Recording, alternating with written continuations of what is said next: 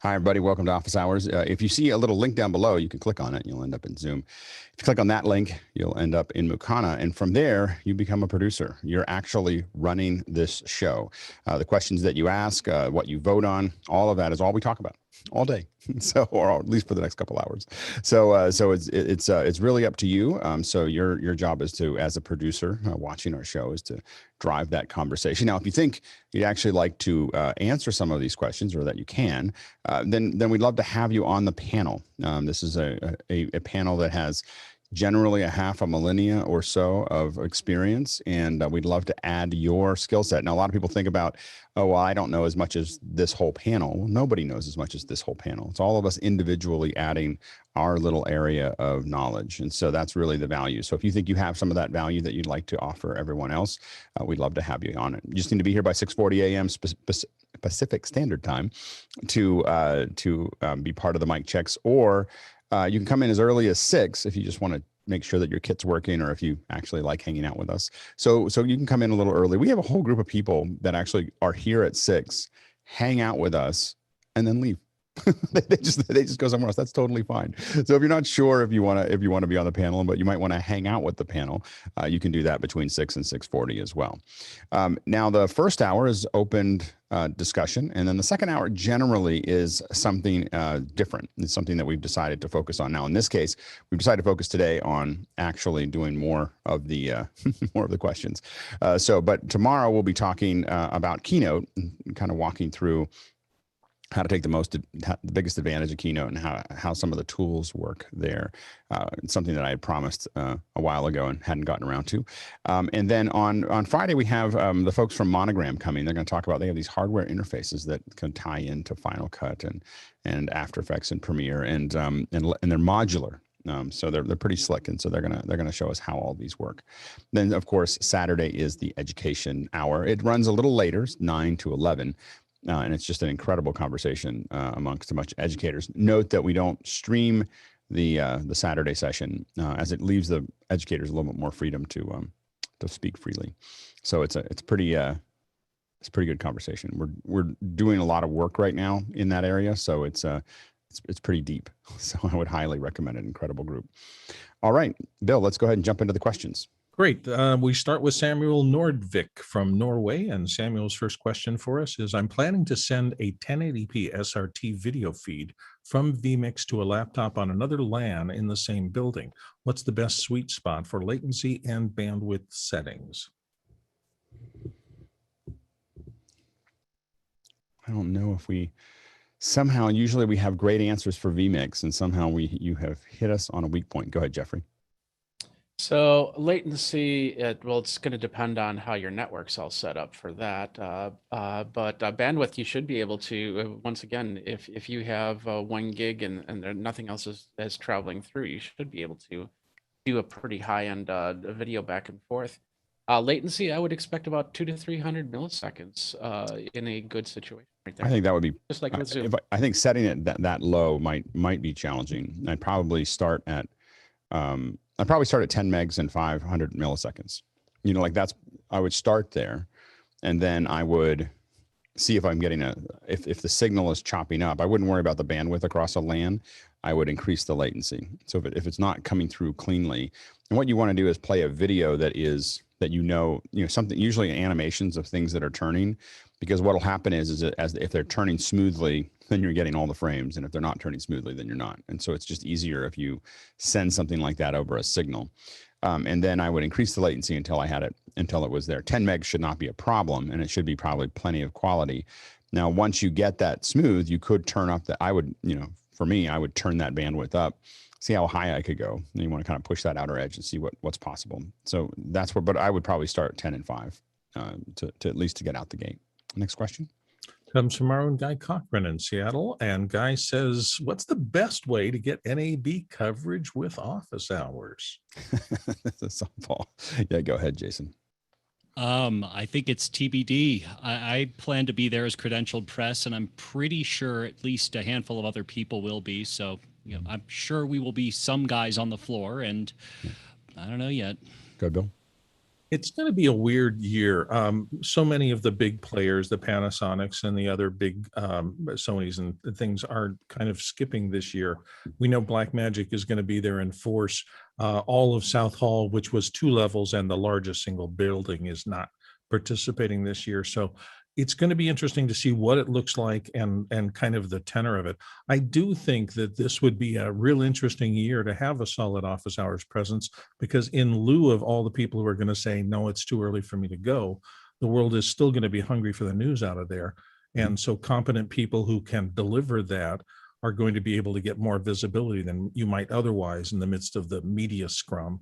But how it's going to work, that's kind of up to us and your pocketbook and things to determine. It's not a cheap trip. Go ahead, George. So I'm definitely gonna go, but they've definitely made it difficult to get a press pass. Pretty much, if you look at the what they're actually do right now, it's pretty much rules me out. I normally got a press pass every year, but this year it's a no. They've made it kind of difficult for you to get a press pass. Go ahead, John. Alex, why don't you invite those people that aren't coming and we'll throw them on office hours in the loop? Yeah, Jeffrey. So I got a press pass. I didn't have any problem with that. So George, you should connect with me on that. But as for NAB, we do have a Discord NAB community. If you're going, please sign in there, and we should probably get a meeting going to figure that out. Finally, I think as long as Showstoppers, and I think PepCom goes to NAB, I'm not sure, but I know Showstoppers does. I'm hoping for that. I'm waiting for their announcement. Good, Courtney. And I was just toying with the idea and looked at hotel prices. I noticed they're about 50% of what they usually are during NAB. So you can certainly get a good deal on a hotel room. And I was going to ask John Preto if they opened up the West Hall yet. I don't think NAB is going to have anything in the West Hall, but there's another huge hall. It's open. That's almost the size of the South Hall now. Where is the West Hall in relationship to the other halls? It's across the street. To the west. Yeah, it's all the way up. Like, you know, you're walking down the street heading there, and it's the whole way going. Oh, Used to be Across a the parking street. lot.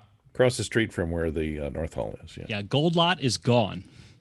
got it. Interesting. Yeah, the timing of that build might have been a little off. Yeah, $10 billion here and there.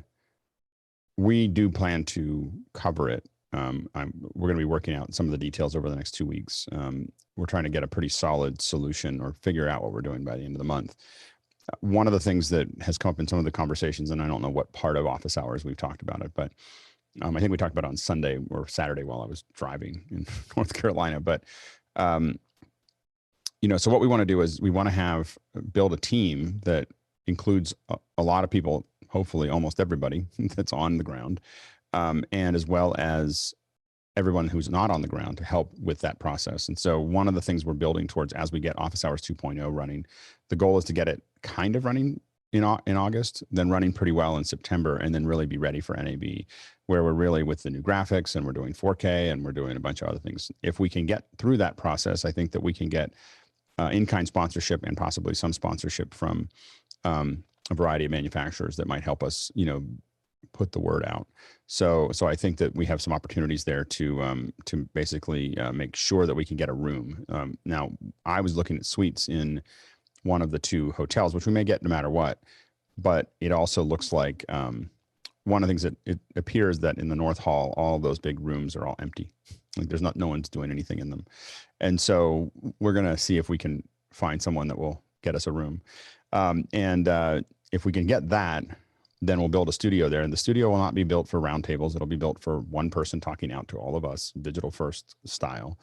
And the goal though is to really push the outer envelope of how NAB is covered. I think that we have a unique opportunity among us to do it in a way that hasn't been done before. I've done, I've covered NAB or spoken at NAB or worked with an exhibitor at NAB for the last 25 years. And so, so it'll be, I think that I think between cutting things on the floor, building packages, live streams, I'm kind of looking at like an 8 to 6 kind of thing where we just have vendors coming in and talking to us, answering our questions about their new products. That's kind of but then the thing that we had talked about a little bit and what we're kind of leaning towards is like a 90 minute sessions with vendors that we choose. And there won't be that many openings, so I don't think it's going to be hard to fill the slots. but 90-minute openings with 30-minute breaks. And in those 30-minute breaks, we have packages that we're shooting from the floor, and we have maybe even some live walkarounds with a live view or something like that from the floor, to do more Q&A. And so I think that we could make it a pretty dense thing. And then if we're able to produce more packages, we would do the same thing. We would just run them in the evening, and so through it. So we possibly running, so possibly our coverage could be nearly 24/7, for it. It's obviously for us, NAB and IBC are probably the two biggest conferences. And so I'm looking at NAB, then IBC a couple, 6 weeks later, try to do the same thing based on what we learned. Then CES, and then the next NAB. So, and by the fourth NAB, I think, or by the fourth show, I think we'll get pretty good at this, and we have an opportunity again to push ourselves forward, with this in a pretty interesting way. So, because everyone else covers it, with shoestrings, and we wouldn't be covering it with shoestrings. We'd be coming in heavy. So, so I think that there's a real opportunity for us to do something interesting there. So we'll see how that goes. Next question. Ari Block from Tel Aviv, Israel says, above how many NDI streams running on a network, assume 1080p at 30 frames per second, does having a managed switch become a must? Can the panel recommend an entry to mid-level managed switch maker model? Go ahead, Stuart. Not on the switch part of the answer, because I'm actually using unmanaged ones, but I budget about 100 megabits per NDI stream, and so that seems to be a safe limit. So if you've got a gigabit switch, no more than, well, I wouldn't even go to 10 streams. I would go to 8 and no more. Go ahead, Rupert. The ability of your network to carry NDI is going to be all dependent on what else you're trying to push over that network to. If you're trying to do Zoom at the same time and a whole bunch of other stuff, then you've got to bear that in mind. Also, I mean, it's nice to get to a managed switch whenever you can. That'll allow you to set up VLANs and then like some DSCP QoS settings, so you can make sure that, or do your best to get the video packets through as quickly as possible. For make and model, I mean, we tend to talk about Ubiquiti a lot, or even Meraki at the high end, but that's at the higher end. If you're looking for something more mid-level, then Netgear. I know they have some newer ranges that focus specifically on AV and even NDI, so that may help you out a lot there. Tlaloc. I had luck with Juniper switches, Juniper managed switches. They may be a little bit higher in cost, but the problem that you have to take into consideration is the ground plane and how much actual information is going through the switch at any given point. And so if you're budgeting that 100 megabits that Stuart was talking about, then leave yourself a contingency room or headroom, because you just need room in order to get all that in there, and things will start to slow down at any given point, and you need room there to mitigate them. Go ahead, George. So Ubiquiti has an 8 to 25 port 10 gig switch. I've got the 8, and I've pretty much got all my Macs in that 10 gig switch. So it makes things a little bit easier at home here to process before I go out. So you might want to take a look at their lineup. We use a lot of switches. I have to admit that we tend to, when we start to need to push a lot of bandwidth, use Cisco switches, and the Catalyst line is a pretty good one for that. Next question. Comes to us from Richard Lavery in Belfast, UK. I'm setting up a VPN into our office. It's all working, but I'm having trouble connecting to the ATEMs on our network. Any settings I should look out for? Go ahead, Rupert. Well, this might depend on a couple of things. It's kind of a wide question because VPNs can be set up in all kinds of different ways. But if you set your VPN up through a router, and your ATEMs perhaps have static IP addresses, make sure that they have also the default gateway defined as your router. Otherwise, they're not going to know how to get back to your VPN on the other end, wherever you're coming in from. If you have terminated your VPN on a specific machine, depending on how it's set up, it might be a long shot, but you may need to set the default gateway on your ATEM to be the IP address of the machine where the VPN is connected. But that's a bit iffy because I don't know exactly how you've set up. If you want to connect with me offline, I can try and help you through that. And the most successful way that we've had it set up is to have the ATEMs on DHCP, and then to provision their IPs from the router. So if you have that much control over the router knows anytime that MAC address from that Ethernet pops up, I'm going to give it this IP. And so you basically provision that out. It's always going to get the same thing. It saves you a lot of trouble. So to do that, because also if you're in different locations with different routers, so what we've done with extended routers is we have another router and it may have a different subnet, but it still provisions all of the hardware properly under that subnet. So that's something else to think about. Next question. Seventh Scroll in Brooklyn says, hey guys, what are your favorite articulating arm mounts for the 6K Pro when attaching to a varipole or mounting to a table? Go ahead, Ken. Yeah, I use the, well, this is what's normally attached to. This is the pistol grip from Manfrotto, the 322 RC2. But beware, if the lens is too long, like the this one, it can be, you know, you're right at the limit with that. But on a normal lens, then this pistol grip works well. Go ahead, Bill. This is one of the circumstances where I'd stay away from the lightweight little newer arms and things like that. That's enough weight load that you really want something more substantial. Mayfer clamps, which is the equivalent of a Manfrotto or Bogen super clamp, and a serious articulating arm like the Bogen Magic arm would make me feel a lot more comfortable. And if there's any chance it's anywhere near people, make sure you put a cable safety on it at the same time. Go ahead, Carl. So the one I would suggest would be the Manfrotto articulating arm. So this is the next level up from the friction arms or the locking arms. So this is rosettes.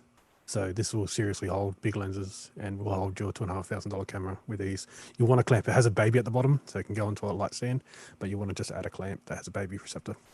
And just remember when you do it to a stand, big stand with sandbags, because you're going to start torquing that connection. Go ahead, Stuart. Just a reminder for anyone putting one of those together for the first time, the handle for the clamp goes on the right-hand side so that as the weight drags down, it tightens rather than loosens. Yep. That stops you from dropping. Yep, that's great. Yeah, go ahead, Bill. Yeah, in fact, there are plenty of videos for how to rig any kind of weight on a C-stand. So that includes that tip that Stuart just gave us, but also which leg, how to set the leg, where to put the sandbag on the leg. Mm-hmm. All those little subtleties, good quality grips have worked out over the course of time, and you should learn how to do it right. Next question. Moving on to Douglas Carmichael. Douglas says, I've heard multiple accounts of technical directors directing entire shows from home. Do you remotely connect remotely to a cloud-based switcher, or do you backhaul all the source feeds to a remote location? We've done both in the last 2 weeks. So we've, so in one case we did a race where we did backhaul everything back to our facility. And then we were able to cut the whole show. The advantage of that is when you're building super sources and other things that are there, there was a little bit combined with things that we were bringing in. So the hosts are remote. So you have to bring them in with super sources with a variety of different individuals. So when you're mixing and matching everything in master control, you end up with a situation where you need to build those super sources at our location, and we needed individual feeds to do that. So so that's how we backhauled all. I think we had like 9 or 10 feeds that came in that solved that. Now the other way to do it was we did have everything going in over Zoom, and then we had the technical director cut the show, looking at a multi-view that they were getting back from Zoom. And they were able to just simply cut the show that's all there, controlling the switcher. They actually put their, and this is Nate, connected his switcher, his panel to our switcher over a VPN. And in both cases, Nate did both of them, and they were right next to each other, 2 days apart. So, so we shifted it. And it just depended because they each had their own individual needs. Go ahead, Talak, and then Rupert. One of the things that we do in a lower budget situation in the theater world is put the switching in the remote location if we have multiple cameras there, and then send across commands to whatever kind of equipment we have there, whether it be software or hardware switchers, through Streamweaver to switch the cameras from a central location, where the theater technical director is, and so that helps a lot with lowering equipment costs. Go ahead, Rupert. So the question did mention from home specifically. Now, last Friday, I had another 7-hour power outage. I was able to keep the essential systems running, but it was just another reminder of, man, if you're doing this stuff from home, you've got to be resilient. Yeah, no, absolutely. And ours were technically not home. It was our facility and and Nate's office. So it was a little bit different than from home. Next question. Vincent Gerard at Baton Rouge, Louisiana says, what are the best breed video players that the panel recommends for use at conferences? Go ahead, Carl. I'm sure that one that will come up on the panel quite a lot will be the Hyperdeck. The Hyperdeck is quite good because it will link back to your. And we're ATEM assuming Mini that what you're talking about is play out server as opposed to players. When you say player, I wasn't sure whether it was a web player but we'll just right now we'll correct us if we're wrong, but we're assuming that you're talking about play out. Go ahead, Carl. So yeah, so this will also hook up to 422 protocol. So you can use a big controller and hook up lots of them, put them in a rack. So if you want multiple ones, maximum I believe is 4 to a ATEM Mini and ATEM Extreme, I believe. Go ahead, Jason. I too am very partial to the Hyperdeck. That said, I love MIDI. MIDI is an app that does playback with a Blackmagic SDI out card, a Duo 2, or whatever you seem to have. It addresses very, very nicely. It takes reference, and I love it. Costs real money though. Go ahead, George. So I second MIDI. Playback Pro, leave it alone. I mean, I think we're all friends here, and we could advise each other. My last show last week. Friends don't let friends, right? Yes. Playback Pro started burning, so I would recommend MIDI, and like everyone else said, hardware next.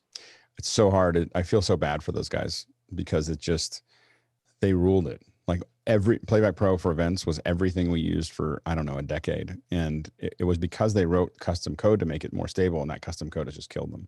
Like they really, 3 or 4 years ago, they needed to just rewrite the whole app, sit it on top of the platform as opposed to trying to keep writing their own. But I think they're done. I have all these keys. I have all these Playback Pro keys in my desk that I can't use.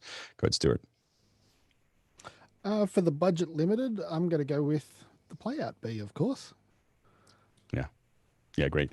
Yeah, and we mix and match a lot of different things for our playback. Playout B for stuff that's kind of looping that we need to put out there. And I think that as Jonas gets it better, as it gets, ties in better, I think we'll end up using it for more. But right now, things that we need to have looping, things that we need available, really good for like little super sources that are animated.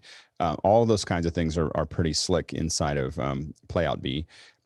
Then we also use Qlab for things that are need to be activated. So when we're integrating with it, we're using Qlab for a lot of those things. Things that need to be activated from the switcher. We still use Hyperdecks. And then finally for scheduled playback. So I need a whole bunch of things scheduled, or I need something to be, and specifically, I need lots of channels, since I do a lot of things with 10, 20, 30 channels. We use Softrons on the air. And that's a much more expensive piece of software, but it will support Dante. So we can actually push out, I think the most we pushed out of is 37 channels through Dante that all need to then be split up and reconformed for a variety of different mixes. Go ahead, Talak. Another thing you can use is Isadora. And recently, some of our members have been testing Isadora in the cloud as a playout through NDI. That's great. Next question. Comes to us through our own Stuart Fairweather, who is down under in Melbourne and alerting us over the fact that it's tomorrow already. He says, since it's Wednesday there, I wonder what product Jonas Stutel is launching today. Anybody have any intelligence? Go ahead, Stuart. Yeah, Jonas was actually on the H2 Gear stream the other day teasing a new version of the Playout B software. The 0.9.3 update for Windows version dropped today, as did the brand new Mac OS version. Ooh. And the and the one for the Pi drops out tonight. And he sent me a list of add-ons that are in the new version, yes, which are all in playback. Stop and go to first frame, pause on last frame, go to next video, play next video. So for those of you who are using the Playout B, that's going to be fabulous. That's awesome. So great. We need to do some more. Well, Jonas, if you're listening, we'd have you come on and just show it. You just got to give us more warning. I mean, we'd have you do it now. I mean, but if you want to launch things here, you can. You're part of the family. All right, next question. Chris Widener in Lafayette, Indiana says, now that it's been out for a bit, how has the Zoom Rooms NDI update and Zoom ISO changed your planning for projects? We're building our entire pipeline around Office Hours 2.0 around them. So I'm buying lots of hardware to make this go. Go ahead, Jason. I'll say the opposite. It hasn't affected me at all because I haven't in the last week or two needed it. But yeah, I'm sure I'm in the minority here. And the thing is, Zoom ISO is not just NDI; it's SDI. So that's what we're building up around is an SDI solution. Go ahead, Rupert.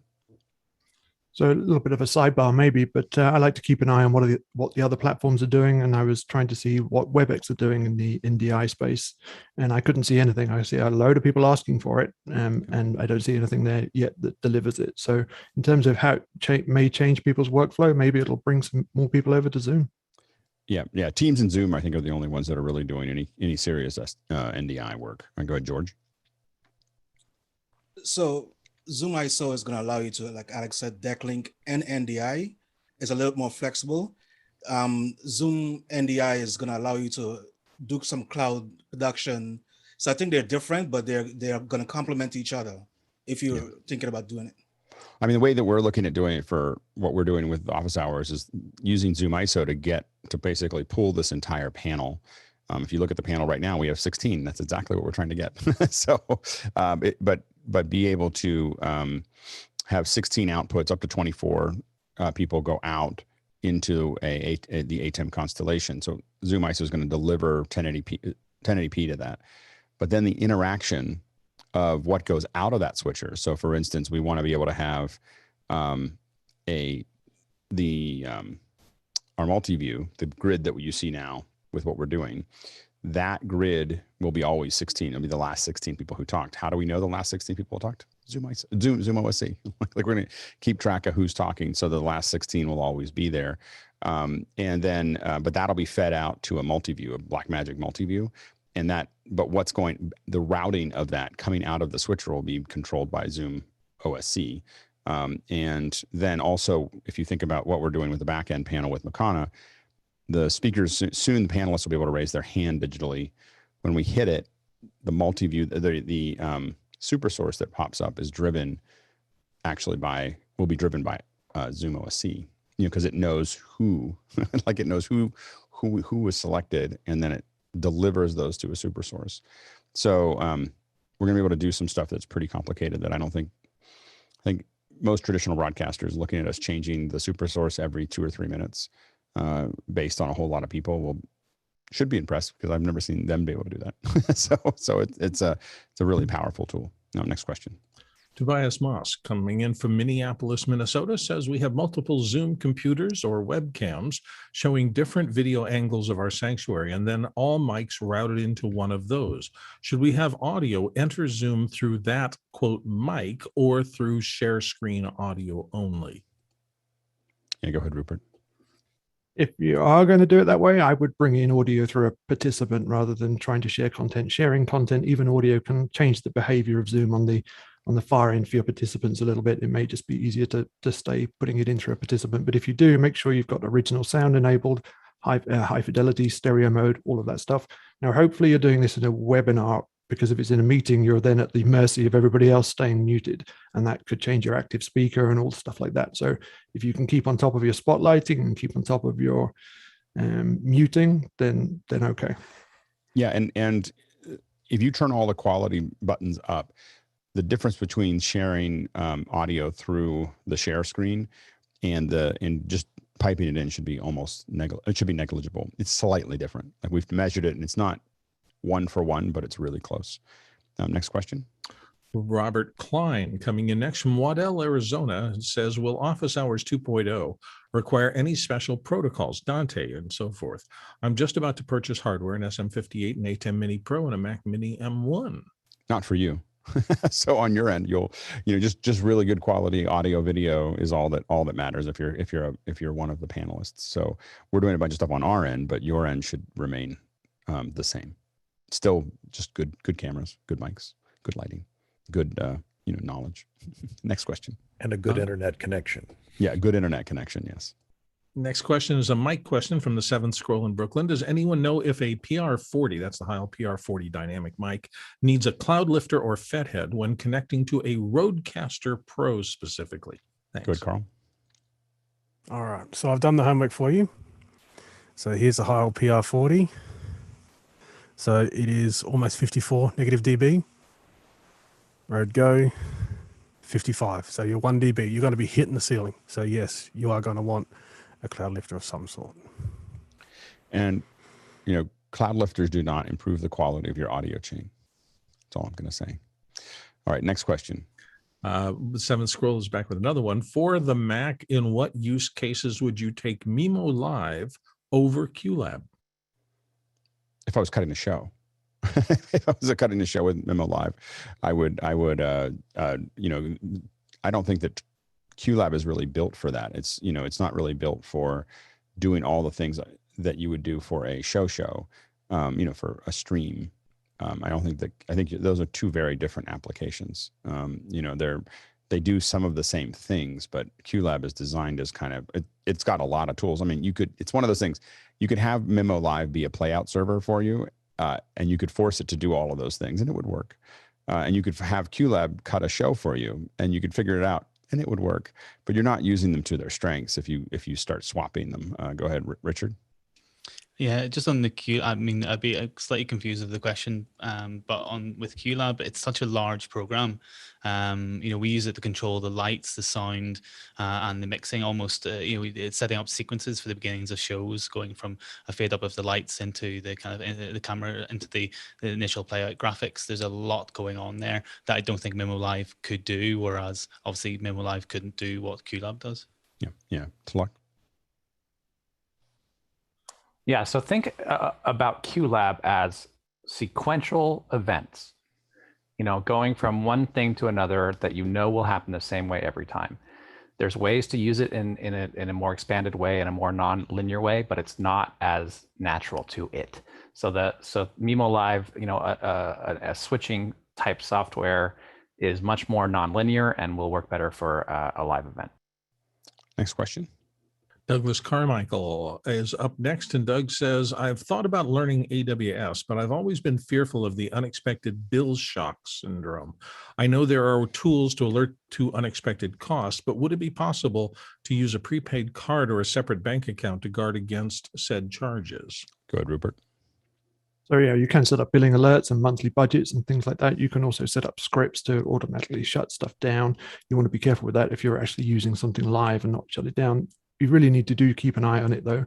But bear in mind that if you do rack up charges, that is money that you owe them. So if you put it on a prepaid card and that doesn't go through, you still owe them the money. Now you can call and maybe negotiate something, explain some circumstance, and they may be able to help you out, but you do still owe them the money.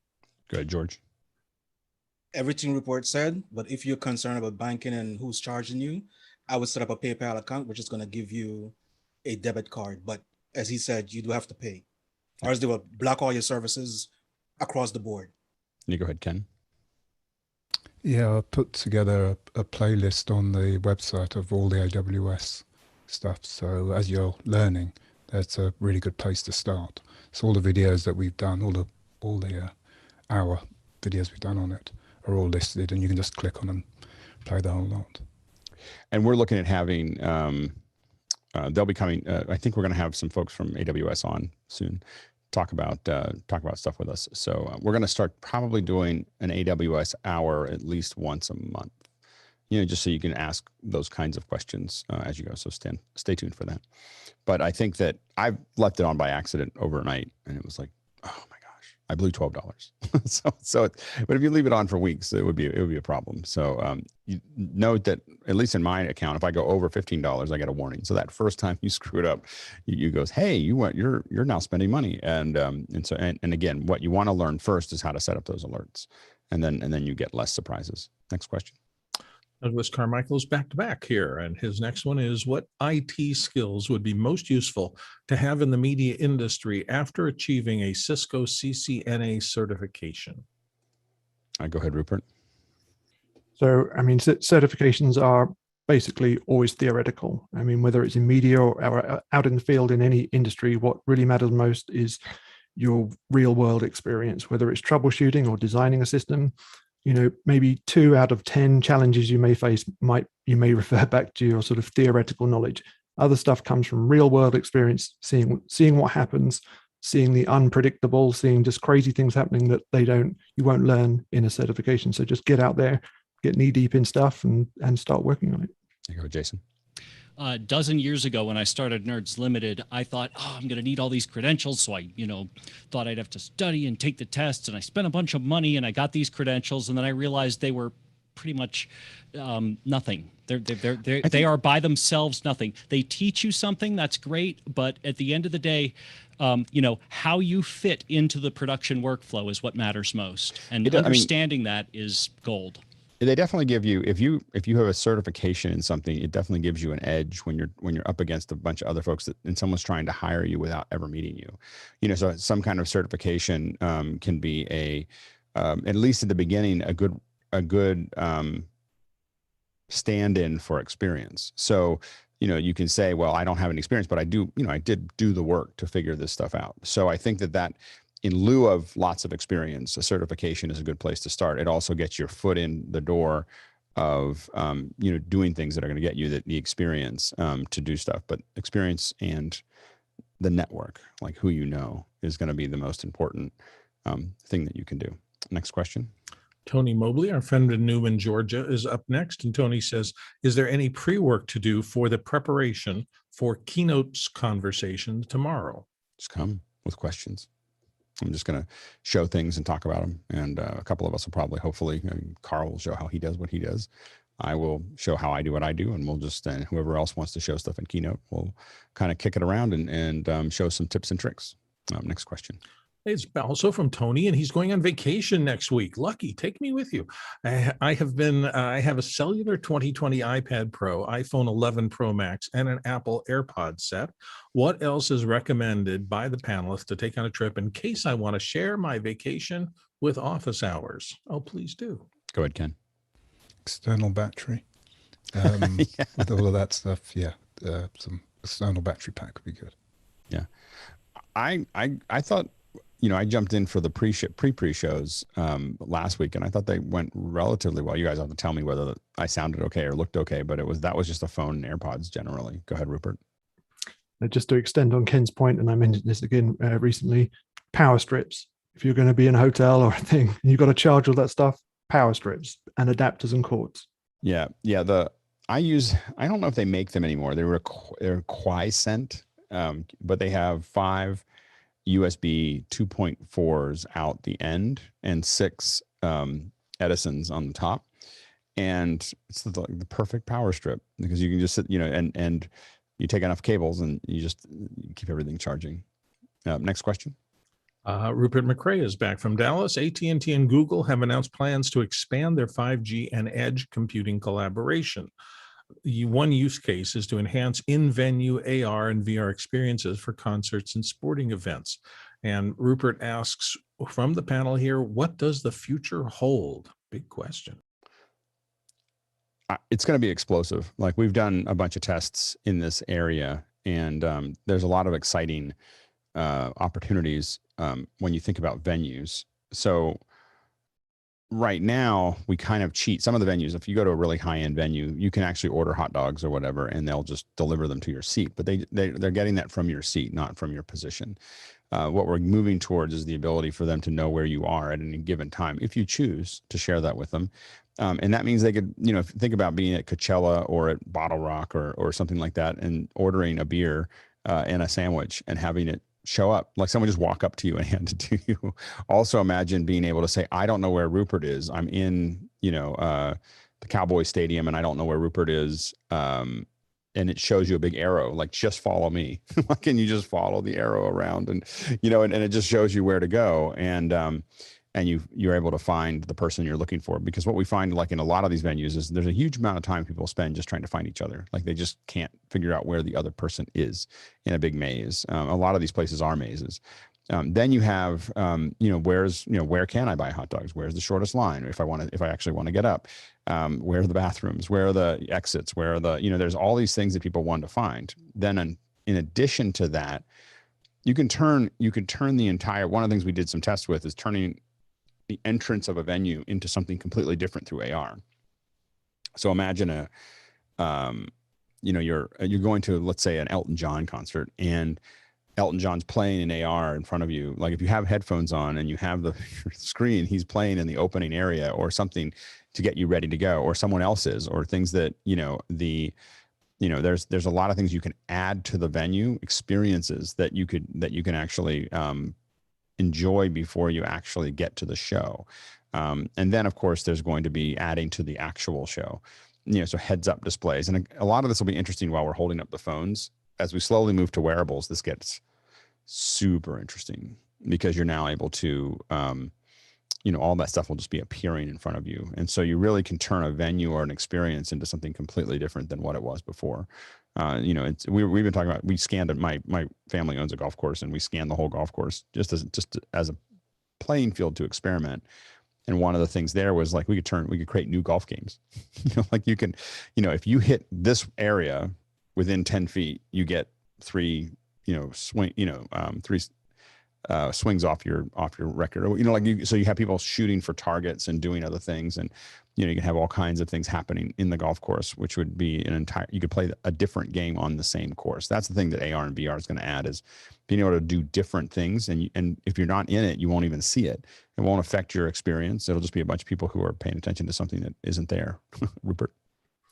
Yeah, I guess how little did we know when we were playing Pokemon Go 5 years ago. But what I also found fascinating about this story, or just edge computing in general, is that it involves bringing the computing power closer to the user. And that's what this project is all about, which is kind of not ironic, but it's just a contrast to putting everything in the cloud. Well, okay, now we need to bring some of these things closer to the user to even save that small amount of latency. Well, and also the big thing is that you think, well, why aren't we just using Wi-Fi for that? Well, the problem is that the Wi-Fi handoffs and all the Wi-Fi interactions are too lossy. So 5G is going to let you connect in a venue, get super low latency, and not fall apart every time as you're walking around. Go ahead, Stuart. I'm just curious about what the first responder uses of this would be. I could imagine it'd make it so that a fireman could have a virtual display in a helmet to find people in a burning building. It could also be used by the police to follow people through a crowd to catch criminals. Yeah, absolutely. Well, one of the things you can think about is if you're in a large public venue, having a full scan and delivering that to the fire department or to the police department means that they definitely, on a heads up display, they know everything what's coming around the next corner. They know that there's a room or a staircase or a door or whatever, and where different positions are. They can, there's a lot of interesting possibilities if they have all that. I mean, when you think about rescue, missions, in ones that they have time, they'll literally build plywood versions of what they're going to do so they can get muscle memory. And so you can imagine being able to do that in a high-tech way where they're able to practice a incursion, kinetic operation with that, with a lot of data, about the location. And right now, you can already do things where you take a drone, you fly it around the location, use photogrammetry to build the location out, and then use that to, be able to kind of plan how you're gonna do something. So those are all things that are, but from a events perspective, all those technologies feed into just having a deeper experience of the location. Next question comes to us from someone named John California, who is actually in Rayburn, Alabama. And John says, good morning. Love the show. My question is this. I'm hosting a lot of WebEx meetings. I'm using an ATEM Mini for myself. What's the best way when the host speaks to lay lower thirds over their screens if possible? If you're streaming it through your system, you can put the lower third on with your ATEM. If they're on their other end and they're just going into, whether it's Zoom or WebEx or other things, that they need something on their end to do that. So that's the challenge. Next question. Daniel Goldstein, Washington, D.C. is up next, and he says, can the ATEM Mini Pro 3.5 millimeter audio input provide the necessary power for the Polsen ESM-2-MN headset? Do I need, or is it recommended to have, a separate preamp? Go ahead, Carl. So the answer simply is there's a yes and there's a no. So I wouldn't do it. I would go through a preamp myself. So let me bring up my slide here. So it can handle it, the gain. It's only like 40 dB of gain that it requires to do it. But essentially, I've always found the ATEM likes a line level. You give it a line level via stereo, it's unbalanced, but it works quite well. Once you start putting a mic in, you get a lot of artifacts. So I think the analog circuitry, the analog to digital circuitry in there is not very good, and the actual preamp itself isn't in there. But there's the other problem with the Polsen is it's a TS connector, and the ATEM Mini can only accept a TRS. So you will need this connector like this. It's the black one. The black one was one you put it into, so the female black, which is tip. So this converts a TS to a TRS. So you would need this. Or something like this to make it work as well. That's great. Next question. Douglas Carmichael's in next again. And if you're going to have, he says, an in-venue VR AR experience at a concert, wouldn't it create more work for the front of house mixer if they have to mix a standard left, center, right mix plus an object-based mix? There are object-based live solutions, but they require considerable programming, he notes. I don't think you would do that much object-based mixing in venue, mostly because there's so many people with so many different listening positions. It'd be very hard for you to, I mean, in reality, in venue audio is pretty bad. It doesn't, you're there for the experience. You're not there for the immersive audio experience because the venues just aren't capable of that. Now, smaller venues can totally tie that. A smaller venue with a smaller number of people can theoretically do that, but for a large venue, it would be difficult to get good audio out of it. And that's, again, but you can think about that from a streaming perspective. If someone's watching a concert at home or in a venue that's designed for it, they may have a much better experience of that of how that works. So I don't know if object-based would make sense in a large venue, at least. Next question. Edwin R. Ruiz is up next, and he asks about the ATEM Mini Extrem ISO and Pocket 4K and 6K cameras and wonders if they're well suited for outdoor music festival use specifically. The primary function would be documentation, with the secondary being for iMag LED walls. HDMI and SDI conversion will happen for all the cameras, he notes. Go ahead, Carl. If you're at the back, so if you're not right up at the stage, maybe at the stage, but if you're at the back, I would probably go as a broadcast. You get a much longer throw of lenses. You can rent those lenses. You get better depth of field. You have SDI out. You have broadcast features. It's just less hassle, especially if you're doing iMag.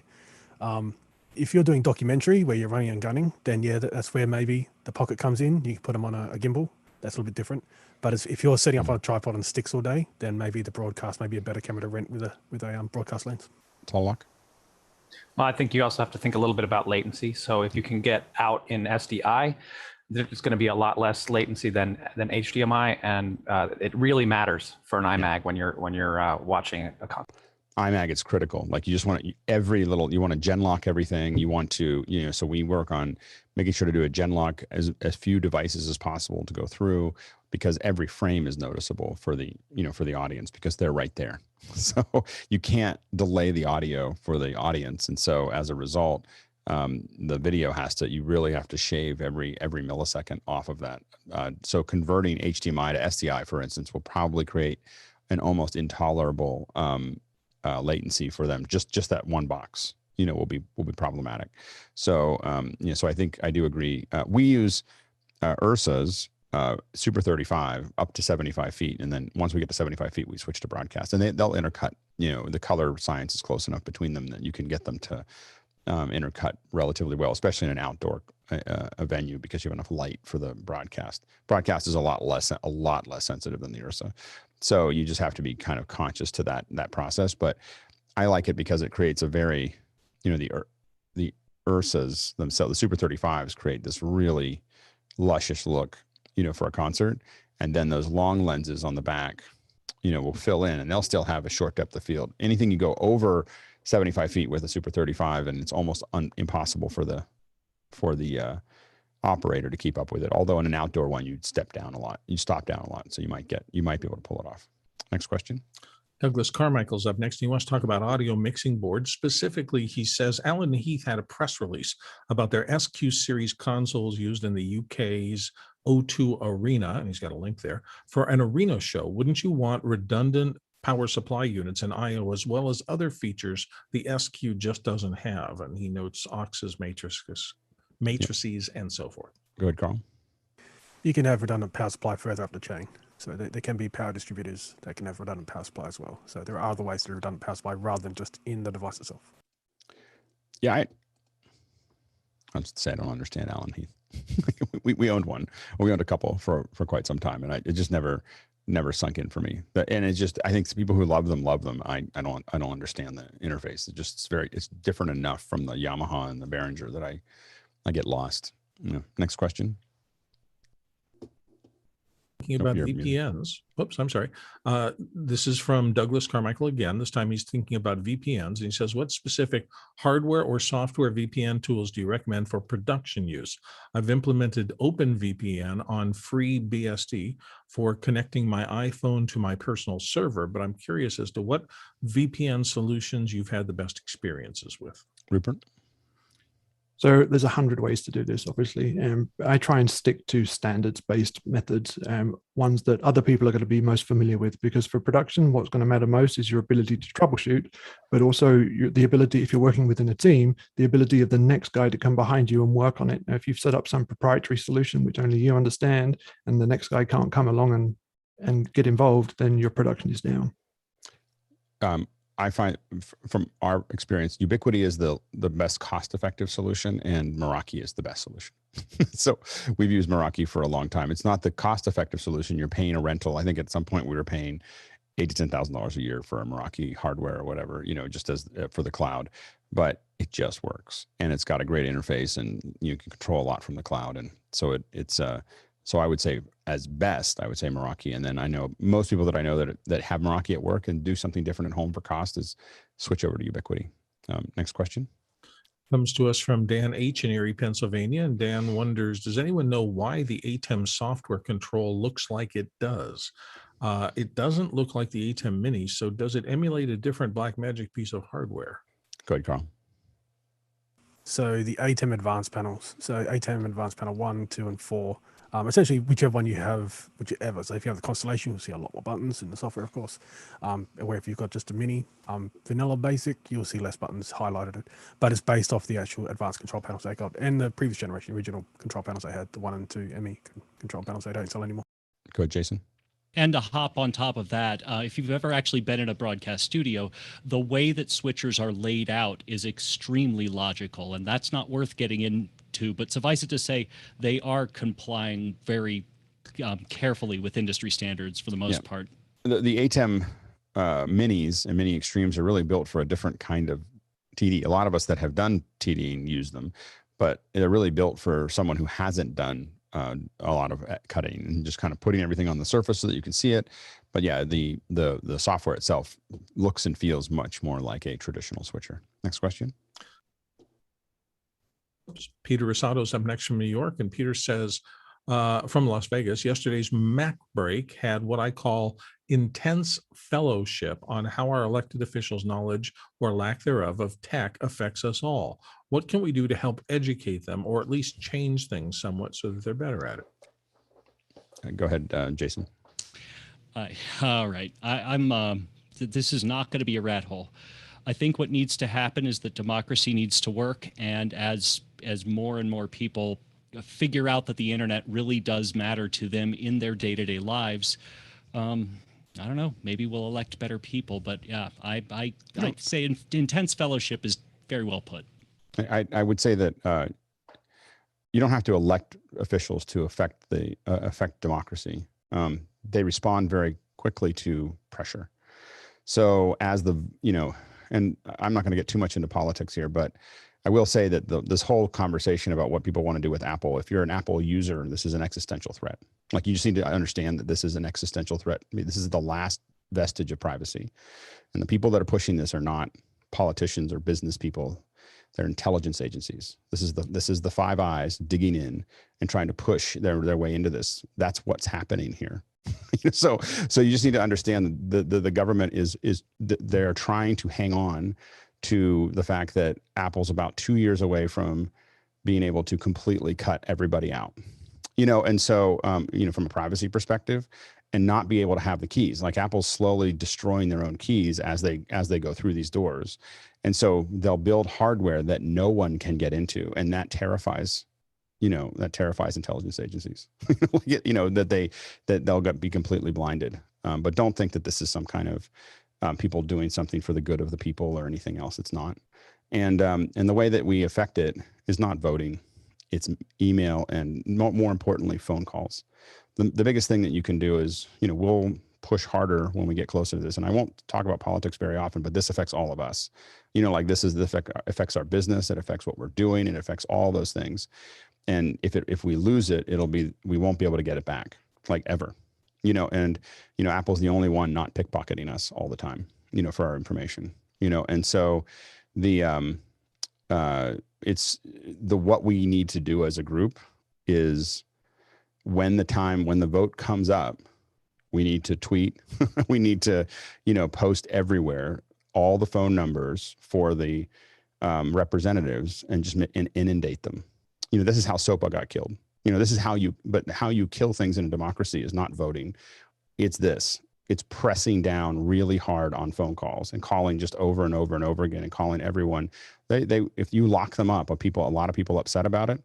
They don't need to understand anything about the technology. They just know that there's a lot of people that are upset and they probably shouldn't vote on that. And it's not, because this is an unforced error. They don't need to do any of this stuff. The market will sort this out. Worse yet, they don't understand what they're doing. Right. And that's, so it's like, we're just giving someone off the street a scalpel and saying, well, I think you can fix this by just cutting through the back of their head. And I'm sure that you'll find it if you go down that path, but that's what we're talking about. Next question. Of Lafayette, Indiana is back with what would be the most cost-effective way to get 4 feeds out of Zoom ISO on a Mac into an ATEM Mini Extreme. Yeah, go ahead, Jason. 4 Mac Minis. Sorry. You can do it. So yeah, you can do up to. I don't know how to do it. You'd have to convert them back to HDMI, but the Duo cards, the Blackmagic Duo cards, will do 4 out.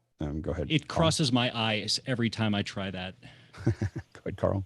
So the most cost-effective way, because the Duo cards will set you back about, I think, 800, I believe, from memory.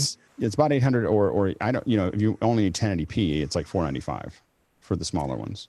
Because the one I was thinking of was the Ultra Studio Monitor 3G that does a HDMI out. They're 125 US, I think. So 4 of those would be less than the card, because you'd have to have either 2 cards or the 4 card. There is a quad card, which is $1,000 US. So the most cost-effective way would be using 4 Thunderbolt ports. So Mac Mini, Intel Mac Mini, or a computer with that, and then coming out into those Ultra Monitor 3Gs. But is there 4 Thunderbolt ports out on of an Mac? Intel Mac Mini? There is 4 Thunderbolts. Interesting. So I don't know if it has the horsepower though. Right. Yes, it does that's another thing, technically, but it's 2 concurrent buses, even if it's 4 ports. Yeah, George. Yeah. So let me tell you a little bit of what I tried. I started out trying to use the DeckLink monitors, like you said, Carl, but that gets a little bit expensive. And the problem is the Sonnet chassis only go up to 3 cards inside of it. So you really need 4 in one box, because you're going to end up having to do like more than 1 box. So I resorted back to getting a DeckLink Duo, and I'm going to try going out with just the converters, and I'll see what the latency is. That's all I can do is try it. But at the end of the day, I want to be able to take that box out and take it on the road if I need to. So it's kind of, and the ATEM Mini is just what I'm using here for office hours and some other things. But I'll let you guys know what the latency is once I get it all set up this week, and we'll see what the conversion is into the ATEM Mini. Next question.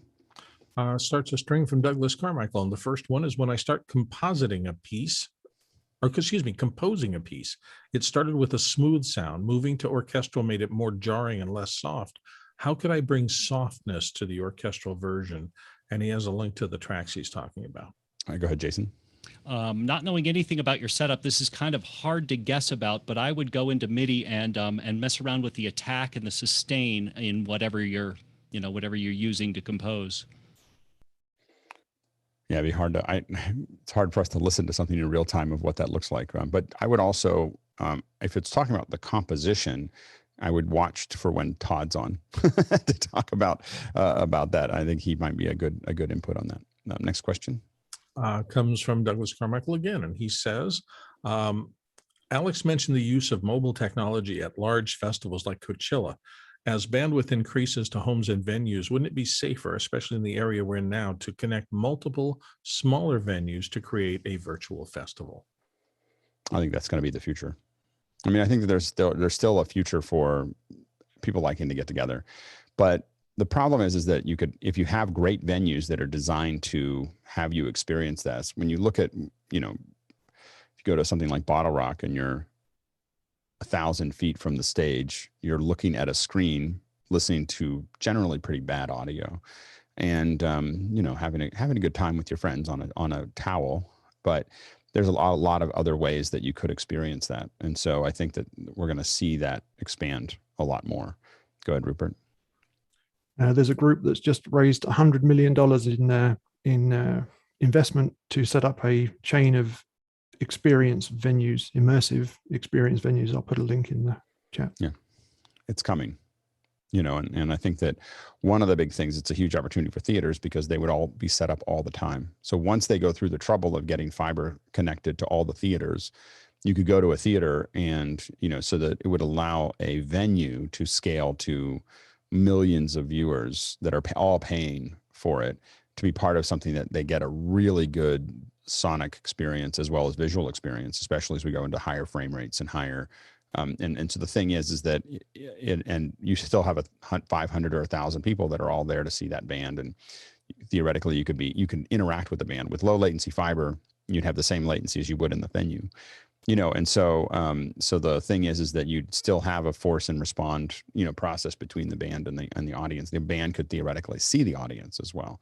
So, so there's a lot of opportunity there. Is it the same as what we had before? Probably not. Will it pencil out financially? Probably. And which will win? You know, it's the question. You know, as Sky says when he hears them, you got to follow the money. Go ahead, Courtney. This certainly isn't a new concept. Broadcasters have been doing this for years. Look at Live Aid or Dick Clark's New Year's Rockin' Eve, where multiple venues come into a single program and are presented, and each venue has its own live audience at location. So it's just the only difference is using the internet to transport it instead of network backbones. You know. Also, people are starting to think through it, but they haven't completely got their head around getting rid of the audience is really important in the room. So having it on a screen in front of them of the virtual audience, having them apparent to them.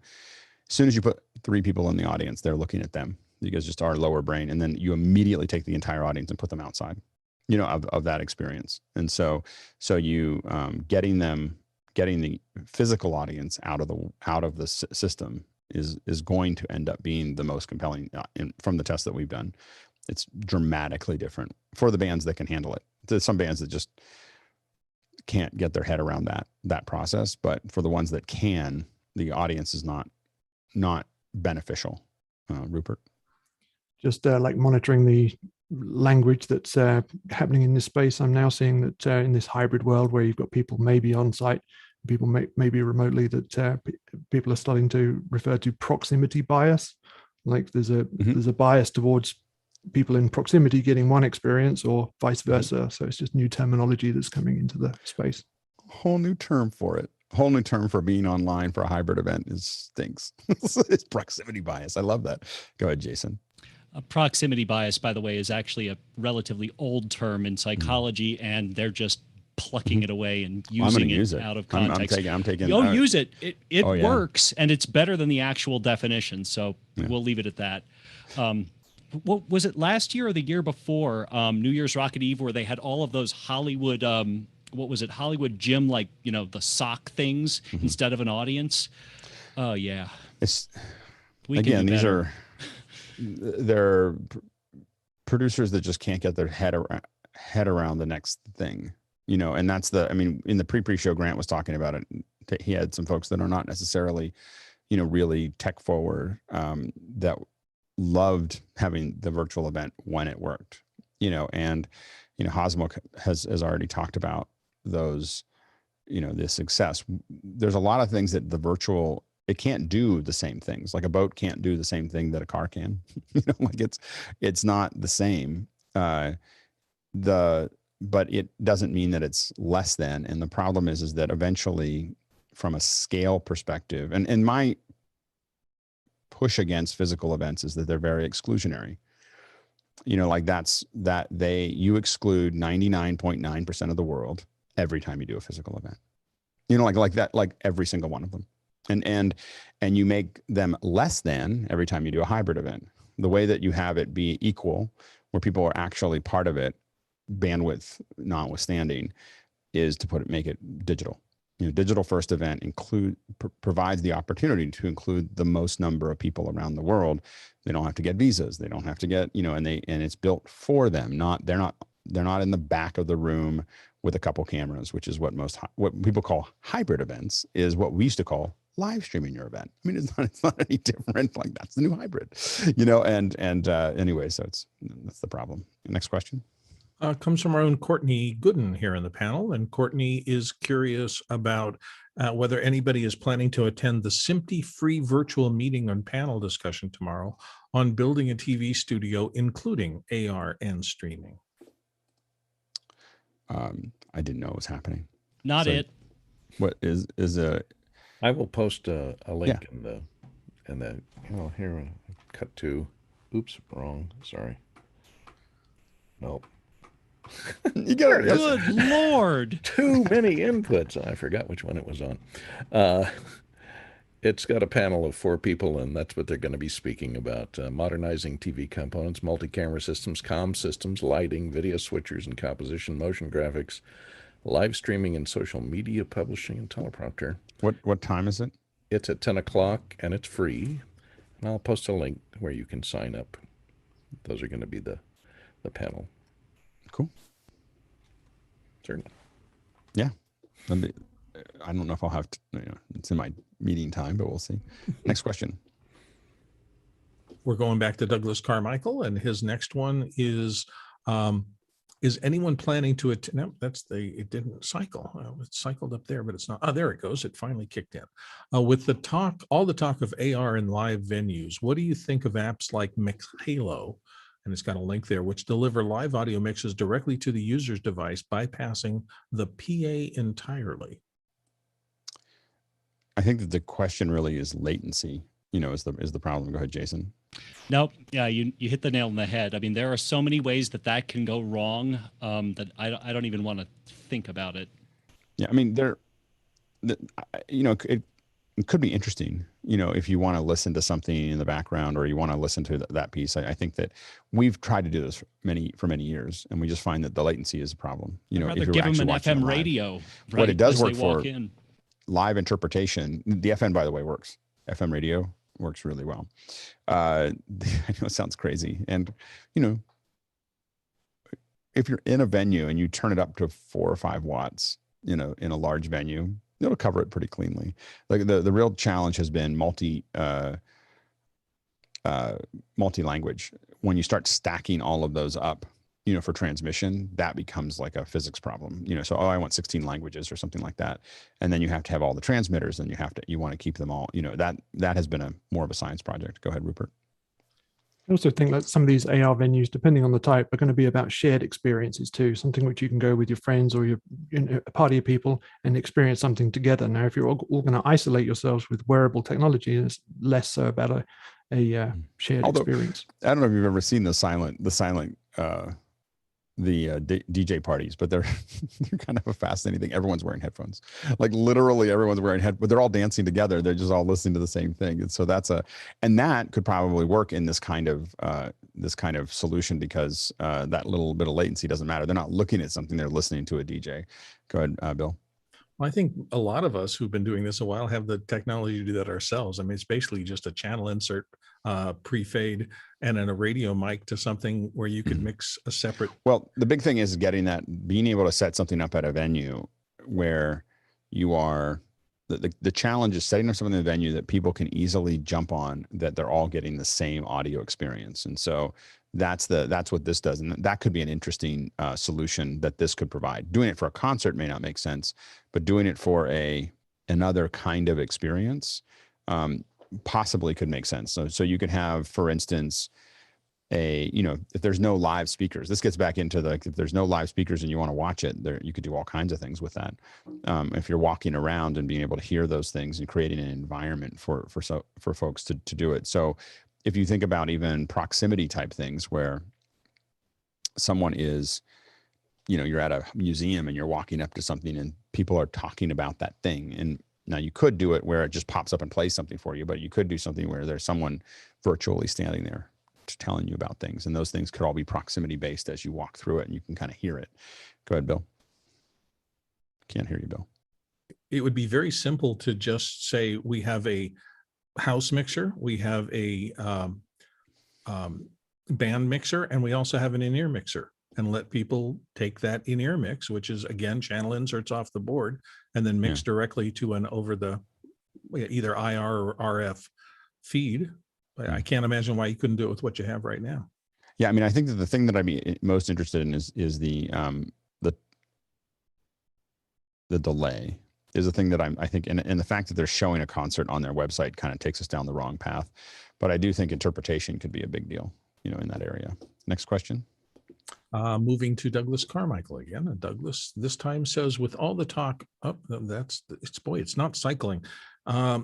So I was evaluating the new tech TriCaster, and it seems that you need to pay for their premium access service, which is $199 a month US, to be able to use third-party audio drivers with the TriCaster, and they call it the Advanced Audio IO. Have you had the same experience? Wow. Anyone? Yeah, I don't. I think we'd have to have someone here who's deep into a TriCaster. No, I somehow got myself. Oh, there we go. Well, Yeah. Mukana is having a little bit of a latency problem. I'm hitting the next and it's going on my main screen for Mukana, but it's not reflecting into the prompter view at all.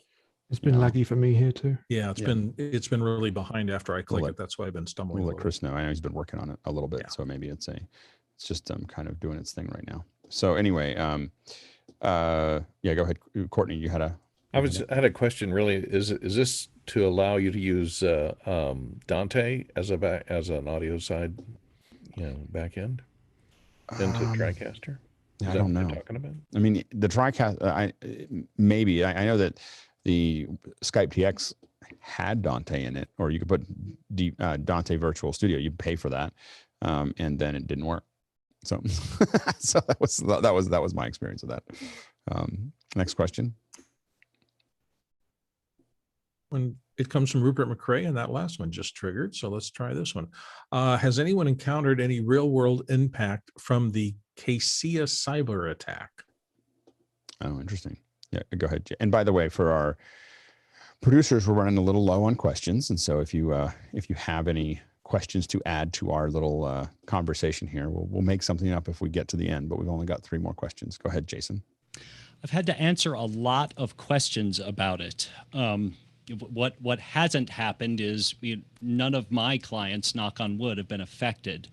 The fun part is, in general, I think people can't really wrap their head around the idea that one of their known vendors, got a piece of infected software on the side that wasn't theirs, and and then in turn, their down the line software was compromised. So no, not directly, but I did have to talk someone out of throwing their NAS out the window. That was fun. Yeah, it's going to get worse before it gets better. This is a big problem. And again, I know that this is the one time I've gotten a little political, is that this is as Mac users, this is what we don't have to deal with, and this is what we will have to deal with if we start fragmenting our market, and we stay out of that. And so that's why we want to keep on thinking about not allowing ourselves to get caught up in this mess. Go ahead, George. Just a side note for most of us, a lot of us on Windows now, Microsoft I just saw it over the news thread, announced a critical Windows update to avoid some of what's going on. So it's a little scary, being on PCs right now, to how that's going to trickle down. Yeah, it's going to keep getting scarier, because they're just choosing their battles. Like the hackers are at this point. They have the tools to do this, and they're just deciding how hard they want to push and when to flush in. There's no one stopping them at this point. And remember, most of these tools were written by our own government. these are the NSA tools that had been propagated. Go ahead, Rupert.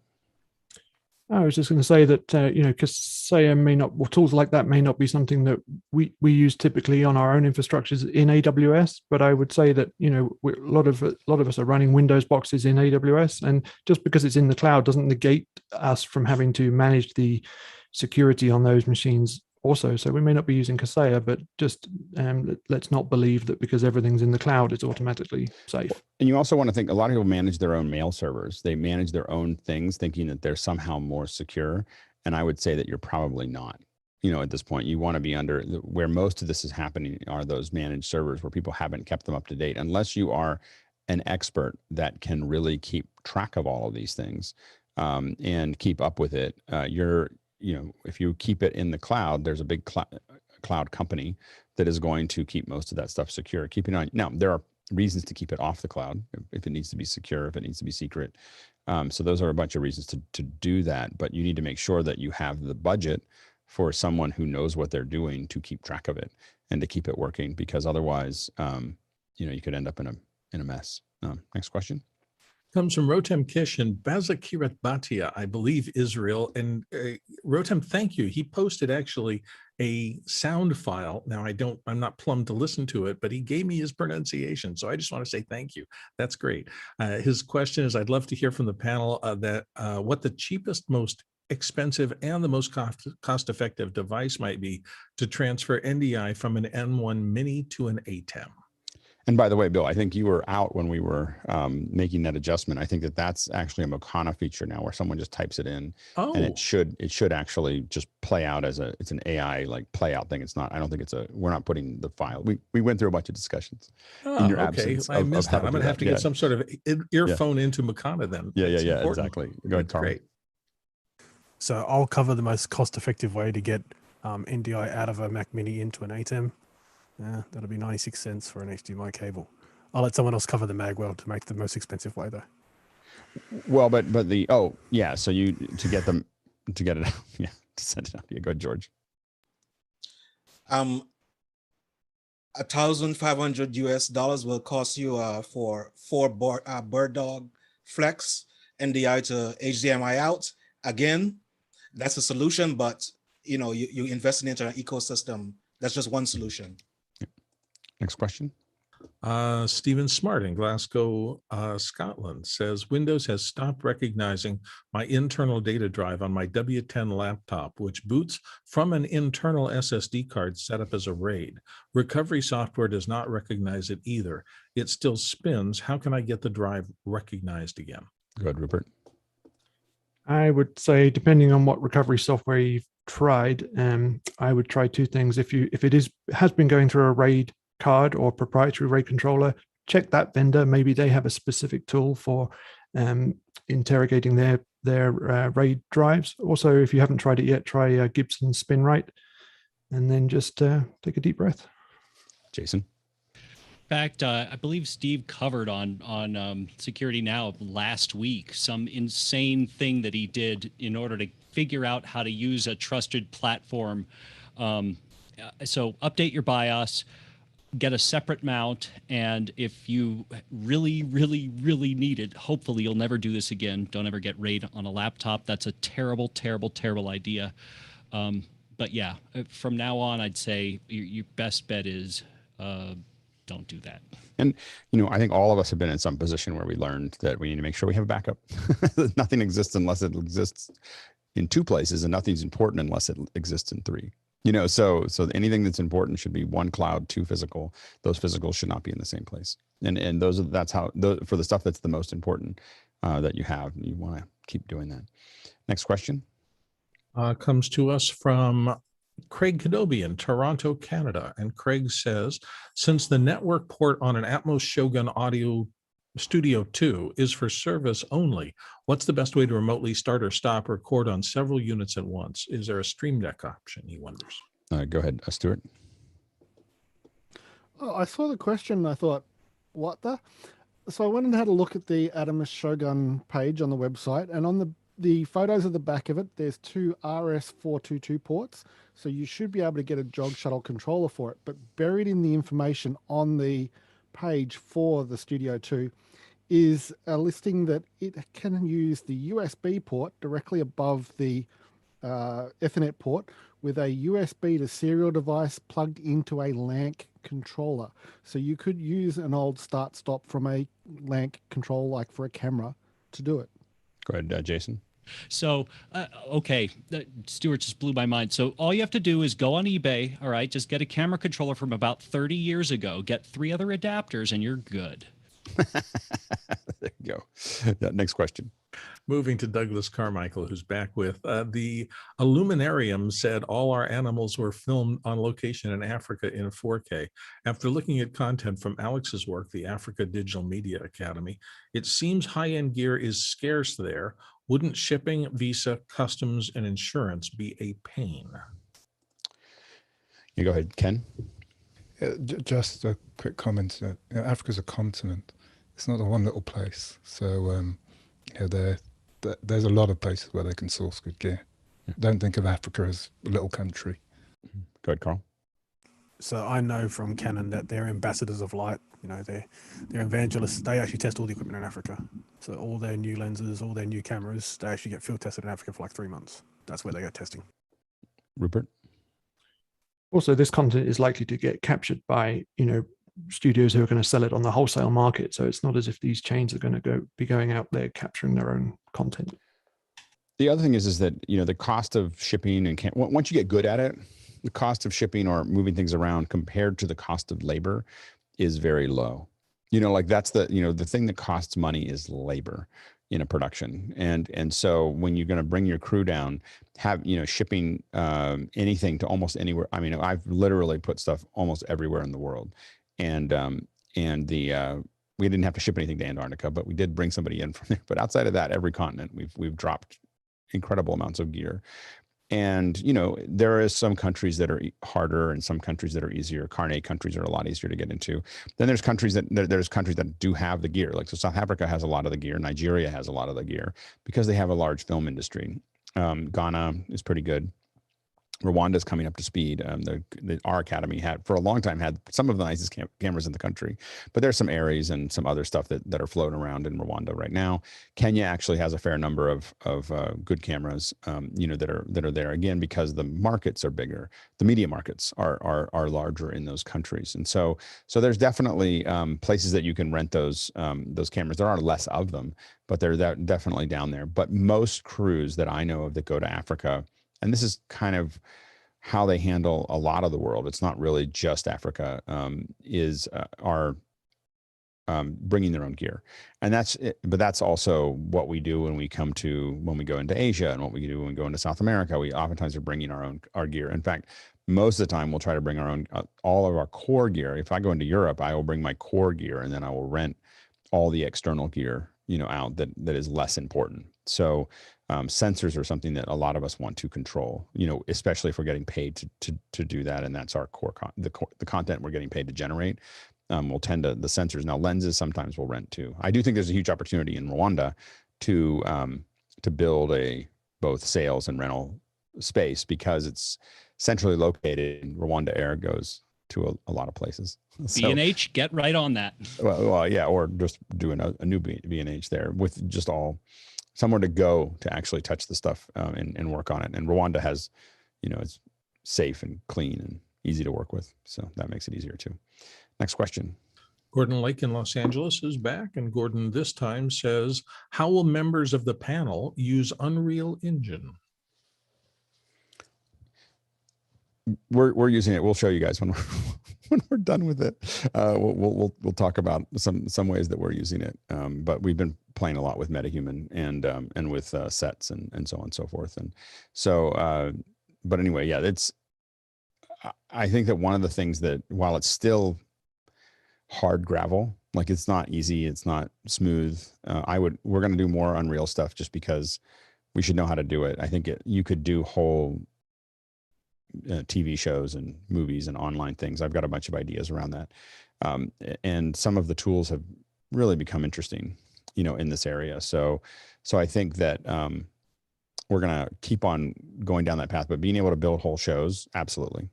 And being able to render things in real time or near real time. I grew up, I mean, not grew up, but I mean, my career for a long time was doing this kind of thing where it was all 45 minutes a frame or 10 minutes a frame. And now it's 30 frames a second or, 15 frames a second to render it out. It's amazing, and the ability to iterate should not be underestimated. And the tools that, now that the reality capture and all these other things are now free, the amount of tools that you have as a creator to tell stories is pretty amazing. So I think that we'll see a lot more. Does it replace Pixar? No. There's still a lot that you can't do in real time. But I think that for a lot of us that want to tell stories online, I think it's an incredible opportunity. And I think that there's opportunities to still make new games. so we'll see how that goes too. Next question. Tony Mobley in Newman, Georgia wants us to lift up the cover on the backstage world of office hours. And he asks, what's it like to cut the show to lock? Any advice for those of us who want to do it also? So it's an interesting process, and it's a little harder if you're actually trying to speak on the show. But what I have found is I don't like it if I make a switch and then it takes a second for speaker view to catch up. So what I tried to do when is when Alex says next question, I try to go to gallery view so we can see everybody's reaction to the question. And then when Alex calls on somebody, I wait for the little yellow box to go around that person before I switch so that it goes directly to that person. I don't always succeed, but I try. And then I have to, the other thing is listening very, very carefully for when Alex says things like, we're going to try to bring the panel up and there might be 16 of them. And then you want to try to go to the panel. That's great. Fantastic. Go ahead, Stuart. I'd reiterate from conversations with Mickey about doing exactly the same. He and I would both give exactly the same answer that Talok has just given. That's great. Yeah. And hopefully we'll keep on giving more people opportunities to do that. Next question. Great work. Comes to us from Samuel Nordvik. Whoop, you muted. Oops, I'm sorry. Comes to us from Samuel Nordvik in Norway this time. And he says, what's the best way to play an SRT feed on a laptop for monitoring? And he wonders if VLC is a good solution. I think that there's some NDI tools that will do it themselves, won't they? Yeah, there are some native ones that I think are better. You kind of have to mess with VLC.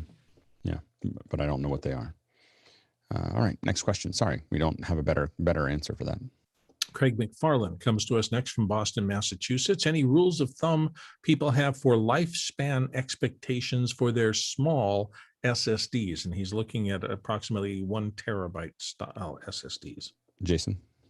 It's going to depend very heavily on how the cells themselves are rated. So if you look at an SSD, I'm not going to go into too much of a rat hole. If you look at an SSD on a scanning electron microscope, what it looks like is tiny little pieces of bubble wrap. And the way that they work is they basically just squirt electrons in there and they get trapped. So over time, even with good wear leveling, the tiny little cells will burst and the data will basically leak out. Suffice it to say, this is very well studied, and unless you're getting really, really cheap ones, unlike mechanical hard drives, which can last forever or can fail at any moment, mechanical or SSDs fail very reliably, and you should be able to look up the number of rated hours and total throughput of any drive on the manufacturer's website. Go ahead, Rupert. Yeah, exactly that. It's not a period of time. It's the read-write cycles and the wear leveling, just like Jason said. So check the manufacturer's specs. I mean, things do happen, but that's probably the best you can go on. And for those of us who use these to write to, so to write to like a HyperDex and so on and so forth, just remember that most drives are rated for about 150 insertions, which for someone who was building these as hard drives would seem like an enormous number of times. Like, why would you pull something out and put it back in 150 times? Well, if you're using them as tape decks, that might actually happen.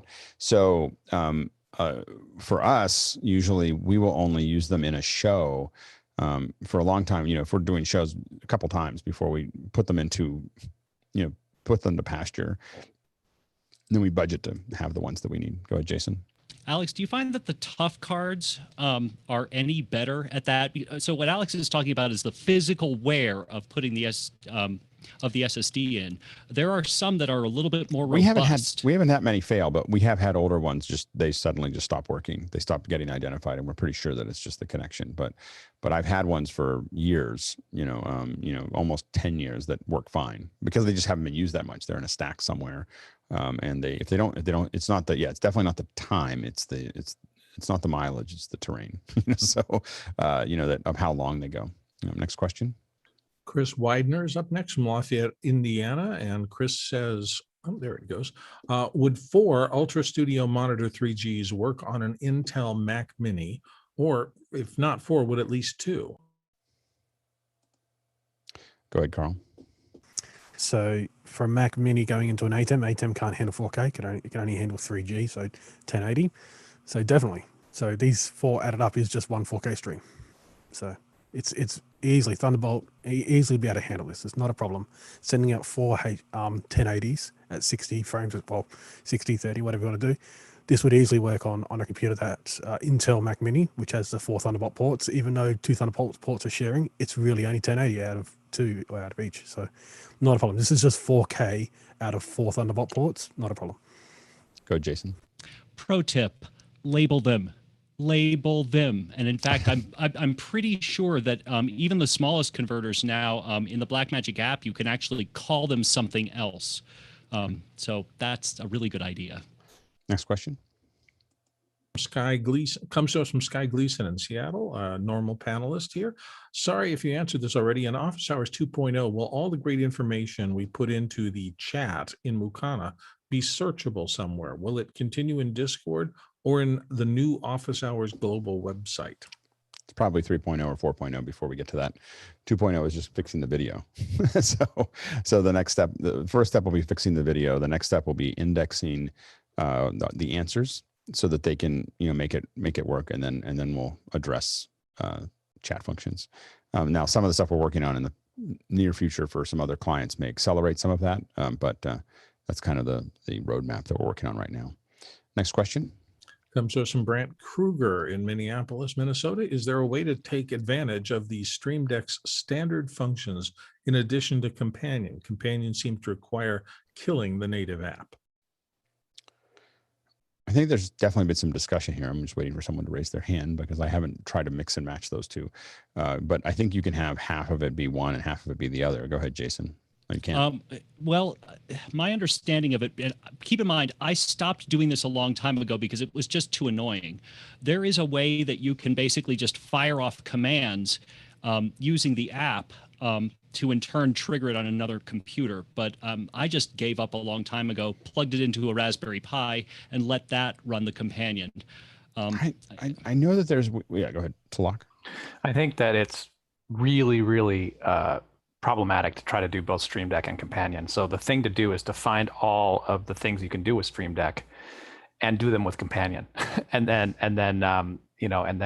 or have 2 of them and have one that's your Stream Deck and one that's your Companion. I have 4, so like it does seem like we start buying groups of them.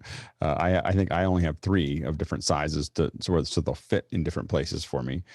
So I think that's how a lot of us have separated those out. But yeah, you're trying to mix and match them, Brant.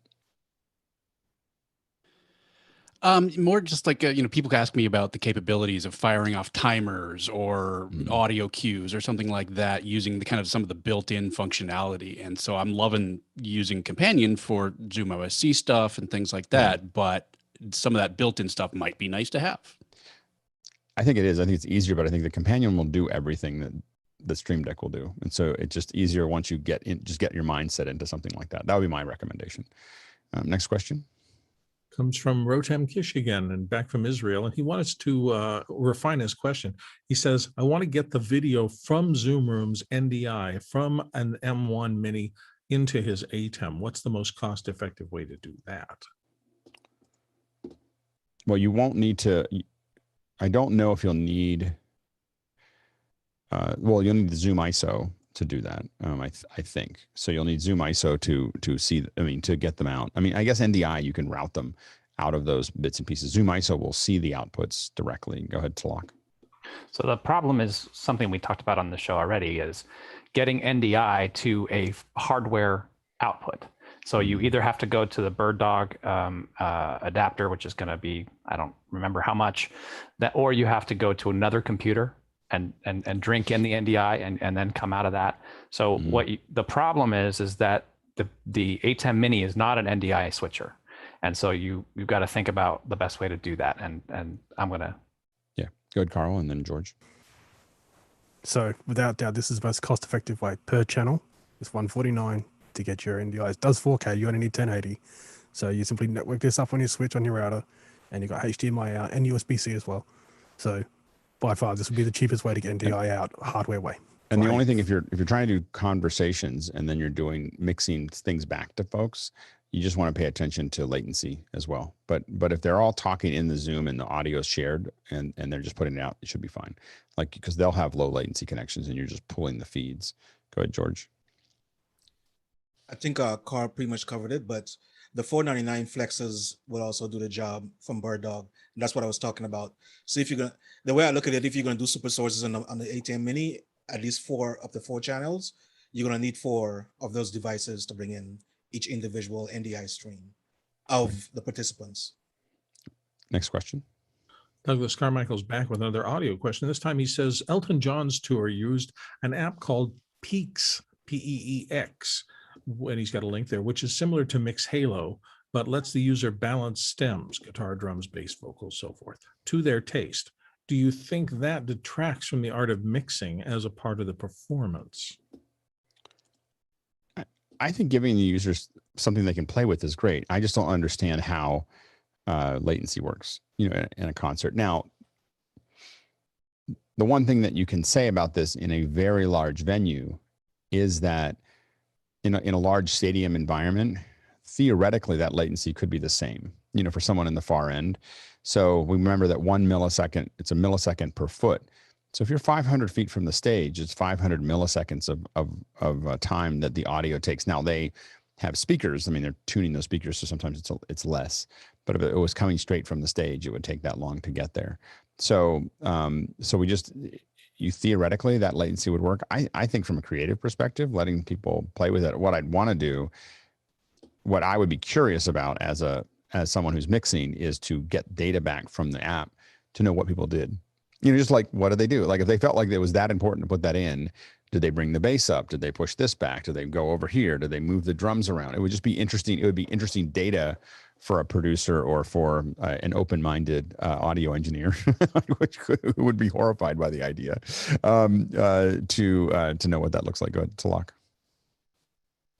In the theater space, we tend to automate cues within a show, which doesn't preclude at all an engineer mixing the show. What it does is it gives them the opportunity to get in front of the airplane and then hear the show without having to worry about what comes next and who's coming on stage. I know this is not quite to your question, but I just wanted to bring that up, that if any piece of hardware or software can help get the engineer to a point where they are listening to the show instead of trying to figure out what's coming next, is a really good thing. So the thing I would answer your question is, can you also put the hand of the engineer into that workflow? If not, it's not good. Yeah, because the thing is that the mixes change between every song. So if you're doing it, you're going to be slinging back and forth. Go ahead, Jason, and then Rupert. I mean, and yeah, I'd be interested to see the telemetry of it. My guess, in fact, I'd be incredibly shocked if 95% of people didn't go, oh, that's cool. They played with it a little bit, and then they realized that was the worst possible way to consume a concert, and then, put it in their pockets and then watch the show, because that's what they're there for. I mean, the thing that we are trying to figure out for behind the scenes when we start doing those, we're hoping to do one sometime this fall, is miking up a bunch of this is a completely different problem, but we're miking up a whole bunch of people, the director and the key grip and the producer and a bunch of other people. And the idea is to give all of you the ability to mix both in spatially and in volume what you're listening to. So you can actually create your own feed of what you're listening to in a behind the scenes that is a lot more than just what we choose. So it's a slightly different thing, but I think that it could be interesting. Next, go ahead, Rupert. Yeah, I can't speak for Elton John, but I imagine this is an experience he's wanting to give his audience, and let it be experimental and go and try it. Yep, absolutely. Next question. Comes from our friend Tony Mobley in Newman, Georgia again. And Tony says, mentoring question for Alex Lindsay, things that potential hosts need to know. Pre-show, great conversation. You must have been talking about that earlier. Yeah, I mean, I think that there's a couple things that a host, there's a couple of things that are the basicness of a host. so there is the primary thing that the host has to remember is that what we were talking about in the pre-show is that there's a temptation for the host to think that the panelists are the most important thing. This is we were talking about conferences and so on and so forth when there's a round table. And the thing that I was talking about there was that the host is the advocate for the listener. Like that is their job. It is so the host advocates for the listener, and that means they cut people off. They make choices about the flow of where it's going to go. They pull things out of people when they think that they need to. And so but your primary job as a host is to pull things out when people aren't elaborating and cut them off when they're talking too much. And, we gently have learned how to do that. But when I'm cutting someone off, a lot of times when I'm doing it, even I'm not conscious. A host can, or a panelist cannot be conscious of how much they're talking, just because they're into whatever they're talking about. And so it doesn't matter how good what they are. The host's job is to go, hey, they've talked too much, and find a way to carve them into the next thing. And sometimes that's just cutting them off. Sometimes it's changing the subject. Sometimes it's asking another question that drives them away from wherever they were going. But the host is really the director trying to figure out how to kind of weave a conversation together. So, that's really the challenge for the host is to do that. There's also, for the most part, the host, what I am constantly training myself to do in this group is to constantly be stepping back. I mean, except when you ask me a question, but to constantly step back. You'll notice that I will try to not, the only time almost 90% of the time, I will not say something if someone has their hand up by the time the question's done. So when Bill is asking the question, I am scanning for people's hands and I will throw it to other people. If I feel like the answer doesn't need to be added to, I won't add anything. Like I just keep moving the conversation forward. If I feel like there's something I can just add a couple little things on, I might say something quickly. And then if I feel like it's something that's important to underline something, I'll say it, but that's the host's prerogative. But at the same time, my goal all the time as a host is to, a perfect question with a perfect answer means the host doesn't give any input, that it's all the panelists gave the input, and so that's the perfect, that's what you're trying to solve is to get to a point where the panelists answer all the questions and the host just kind of drives the conversation around. And, we're not perfect and I'm not perfect at doing it. But the host should constantly be trying to move out of the way. In this conversation, our conversation is the most complex roundtable I've ever worked on, to have, so many people that could answer the question well. And so our version of this is a little different too. Anyway, those are some of the stuff that I think about when we're hosting is, but you have to, and then there's, things that you have to be careful of just remembering that everyone here is, the panelists are here at their own leisure, so they, we have to make sure that we're, taking care of them as well, making sure that they are properly respected and provided with the support that they need to do what they do and make it worth it for them to do it. So there's it's a really complex, like what we do here is probably, again, I think one of the most complex things that I've ever seen. And a lot of it has to do with just the quality of the panelists, that have gotten to play really hard. And so, and again, it's an incredible skill set, incredible camaraderie. It's amazing. So it is something that I think other people could do, but it's hard. I think we're going to slowly start adding more hosts to the process. So we'll probably take certain days and have them be other hosts so that I can keep on diversifying that process out. So next question. Marty Adius of Silver Spring, Maryland's up next. And Marty says, following the SSD discussion, would you run the OS from an SSD? Go ahead, Jason. 100,000 times yes. Yeah, Carl.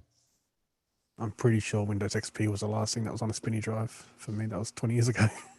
Yeah, it's life changing to have it on an SSD. It's just so much faster. Even if I had to replace it once a year, like it'd put up a little alert and I had to duplicate it and then replace it or whatever, I would do it because it's just. They're less than 10 cents a gigabyte now. I mean, that is insane. But even if it was more expensive, time means something. I would never work off of a spinning drive. So I use spinning drives for archive, but I will not work off of a spinning drive unless it's some giant RAID. Next question. Jason Sipe in Murrieta, California is up next with, we know hybrid events have many issues with audience interaction or lack thereof. Does hybrid work from office and work from home follow the same logic? What are the panel's thoughts and experiences on this type of working environment? Go ahead, Rupert. Absolutely, it does. This could almost be a second hour and a third hour all on its own. There's a lot of people trying to work out all the challenges on this right now. Everything from real estate to HR to IT to the challenges of finding talent to retaining talent, how they collaborate, who's going to get the best experience, whether it's the people who are working remotely or the people in the office. How do you handle that equality? The biases that we've already talked about. There is a lot of work and discussion going on in this area. And in a lot of cases, it's maybe even more challenging because this touches the daily lives of everybody. Events can be things that happen, for a lot of companies once, twice, 3 times a year. For us, it's happening, that's what we do day in, day out. But for the workforce, the hybrid work is something that touches their lives every day. And so there's a lot of people working on it, and we should maybe do a whole second hour on it. Yeah, go ahead, Brant. I think, a lot of the same issues you specifically mentioned, audience interaction, and engagement is things that we have to deal with in the hybrid event world. And what I keep telling folks is that you can't buy that, right? You're not going to just get the latest app and buy engagement and buy interaction. And I think this applies with the hybrid work life as well, that I think a lot of companies are, well, if we put everybody on Slack and it's all going to work out, but you have to actually design in interaction and design in engagement in your workforce as well. And the companies that have been remote even before 2020, the ones that were successful at doing that, had times to get together and chat and water cooler hours and designed in interaction into their work lives as well. Yeah, go ahead, Bill. Oh, you went the other way. You're muted. I'm sorry. Yes, I've been shocked. I guess I didn't think about it when I was doing it. I started my own service doing creative work for people from home about 20 years ago. And when the big Zoom thing happened, nothing really changed for me because I've been doing this for so long. And it was surprising to me. I never thought of it as work from home. I thought I can build my own studio and I can connect to the internet and I can do those things. And literally it's been going on that long. So the people who had difficulty making the transition, it was a little weird for me because it had been so long that so many of us had been doing that. Mm-hmm. The tools are available. The techniques are available. You can train yourself into what you need to know. The little things like content, you hook up to these services and it brings content to your desktop. You can edit, you can mix audio and send it back out to any place on the planet. It just seemed like a natural, organic evolution of business. Yeah, go ahead, Courtney. Yeah, it depends on how the corporation sets it up. And a lot of corporations, right before the pandemic hit and had been moving this way, have been moving all of their little cubicle of people to laptops that are connected to desktop monitors and mice and keyboards. And they were lucky if they did that, then people could just unplug that laptop and take it home, and then they VPN into the corporate network. And I think more of them are moving to that way. That way you don't have to deal with data in 2 different places and going back and forth between home and office and handling that type of situation. So working off of laptops has solved a lot of that problem of the hybrid office. The thing that, talking to a lot of folks that are working in a bunch of big companies that are friends of mine, one of the things that's interesting is the hybrid of, for them, the hybrid nature of going in and out of the office means that it's clearer to them how much they hate the office. And so they said when they weren't working there all the time, or they are working there all the time, the problem is when they're gone for 2 days and back for 3 days, or gone for 3 days and back for 2 days, there's the days that they're going into the office, they're dealing with an open office architecture, which means that every time you get a phone call, you're back to standing up and walking around. They are back to not being able to have, for some of them, some of them like it because now food is being made for them again at lunch. They didn't like to make food. And so they like that part. but other one, they're also dealing with traffic and with the fact. Funny one that we talked about is the naps. So a lot of people now have gotten into the habit of it at 2 o'clock. There's this thing after lunch where you're just like, you know, and now they're just like, yeah, I take a 10-minute nap on the couch and then I get up and I work again. And it's so much. Right. And so the thing is that it turned out like the little siesta, not a long one, but just like a little 10 minutes or whatever, is something that's not acceptable at the office, but something that a lot of people have done. And the thing is, it just let your brain's tired, just let it rest for a second and then let it go again. And the thing is they've gotten used to that, and they're not. And I will admit that I'm a big napper. Like I don't sleep very much at night. I sleep 4 or 5 hours a night, but probably twice a day. I take about 10 minutes and I just close my eyes. And it just, for me, usually it separates things. I finished working on something, I'm about to work on something else, and I call it letting the dust settle. Like I just finished something, I just stop for a minute and not think about anything, you know. And just kind of clear my mind, and then I go into the next thing. But that usually what that looks like is me laying on the couch for me to think through it, and it's something. And I am so attached to that I would never work in an office again. Like there's no amount of money that can pay me to work in an office because it's so part of my process. And I work long hours. You know, I work. You know, I mean, I don't really count office hours as time, but I mean, I work a solid 10 to 12 hours a day. 6 to 7 days a week outside of office hours. So, you know, but I can do that because I take these my little separation naps that let my brain kind of settle in. So I think that from a pure perspective, if you decide you want to do hybrid, I think that the other thing that people have to do is companies have to figure out how to make the conference rooms not stink so much. You know, one of the big problems is you can't hear what anyone's saying because they made them look pretty and not sound pretty.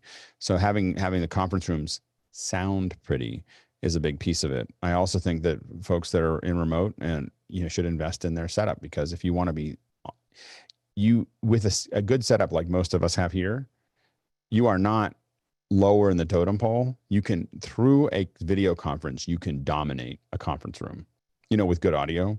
Like literally you actually have the advantage. And I think that that's something that the people don't take into account. Go ahead, Ken. Yeah.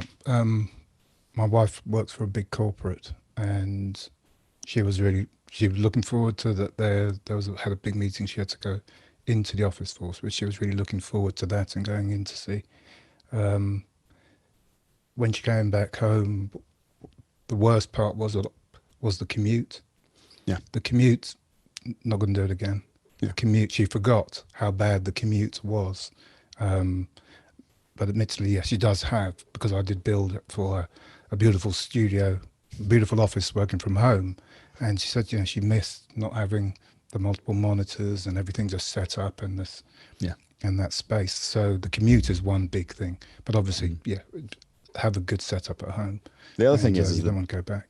You can now live, if you're in demand, you can live anywhere in the United States or in the world eventually, but in the United States, and people don't want to live where it's so expensive to live where I live, for instance, that people were like, well, I could live somewhere where it's a lot more affordable and still get, even if it's a little less pay, I have a bigger space, I have more, I have all those things. Go ahead, Rupert, and then we'll move on. We're running out of time. So the conference room thing is a good point.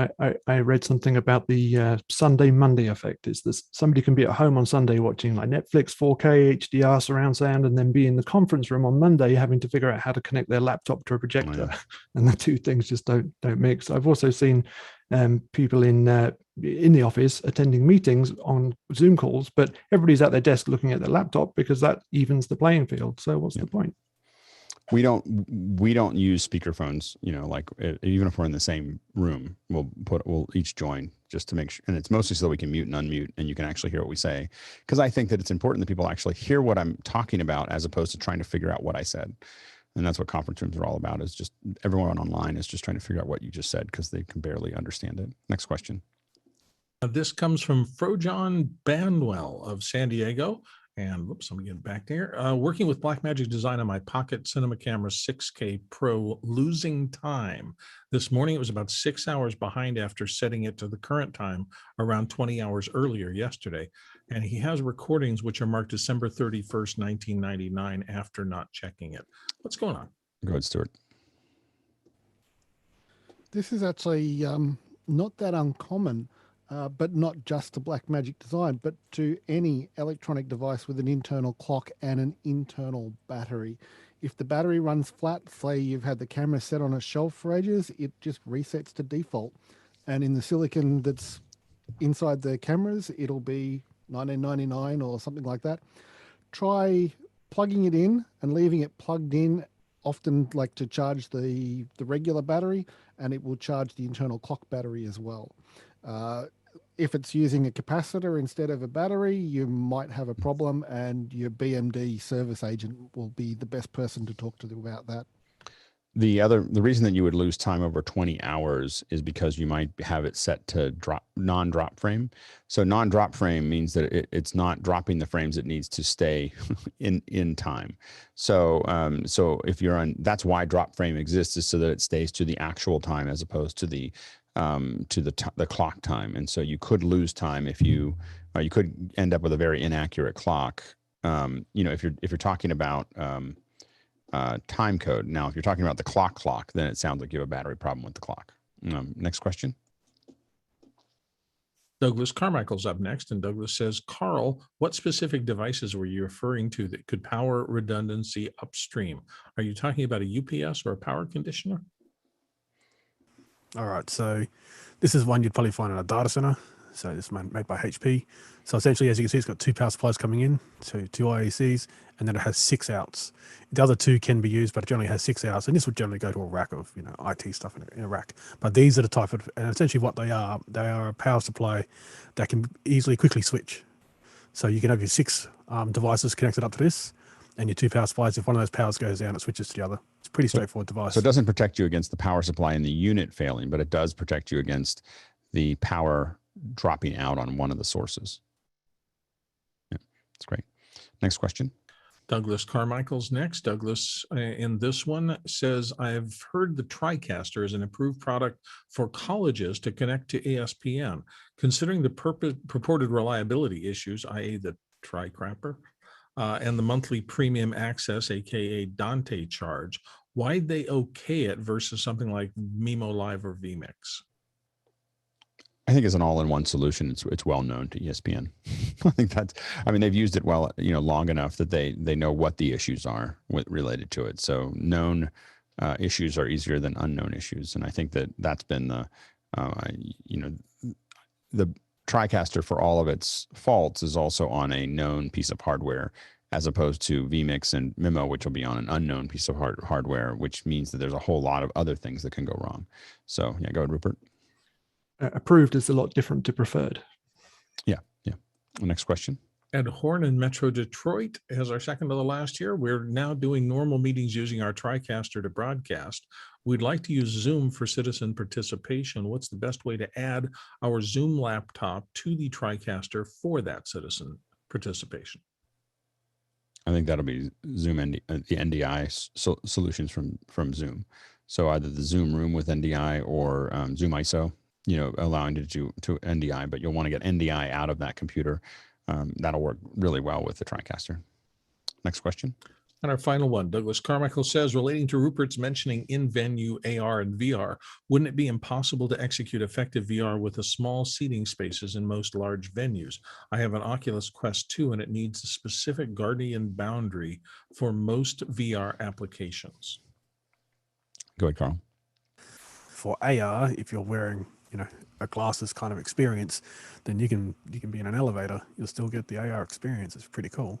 VR, I understand, because something has to see you, but there are some VR now that is just more, it doesn't need to be seen, because it can see it, it can look at itself, it has cameras out, and it can actually map the world and know which way you're looking, up, down, twisting, and that kind of stuff. As far as position, it will do that as well via cameras on the actual unit looking out. So there are some that don't require sensors looking in. Yeah, and I've used I haven't used the Quest yet. I just got a Quest 2, but I've used the Samsung version on a plane, sitting in the thing, just watching things, so you can looking around and so on and so forth. People look at you really weird, just in case you're wondering, if you spend 2 hours with goggles on, looking around, going like this and everything else. But it's a good way to spend a flight. That's all I gotta say. It's hard to play Robo Recall though in a plane, just in case you're wondering. And there's a lot of elbowing the folks. Just saying. All right, I think we've reached the end of our questions there. Thank you to the producers for coming up and saving us, giving us some more questions, especially Douglas Carmichael. He keeps the whole show going here. He's a beast. So anyway, they're good questions too. So well done. But thank you to the producers for asking those questions. Just remember, this is a great place to ask those. People will send me questions on Discord, and I'm like, you can just bring them to the show. Like these are good general questions. Don't think that your question is you're the only one. I think a lot of us think that the problems that we're having, we're the only ones that have those problems. And a lot of times both we've run into them before and we're interested by them. Like, oh yeah, that's a good thing to think about. It kind of it inoculates us from that problem later in the future. So definitely, bring your questions here. We depend on you as the producers to do that. And well done for the panelists. Yet another great conversation, great set of answers, great set of discussion. Thanks for taking your time. And everyone looks so good. It's starting to really turn out here. So it's anyway, really well done. And we'll see all of you, most of you, tomorrow. We'll be talking about Keynote. And for some of you, we'll see you all in about 30 seconds.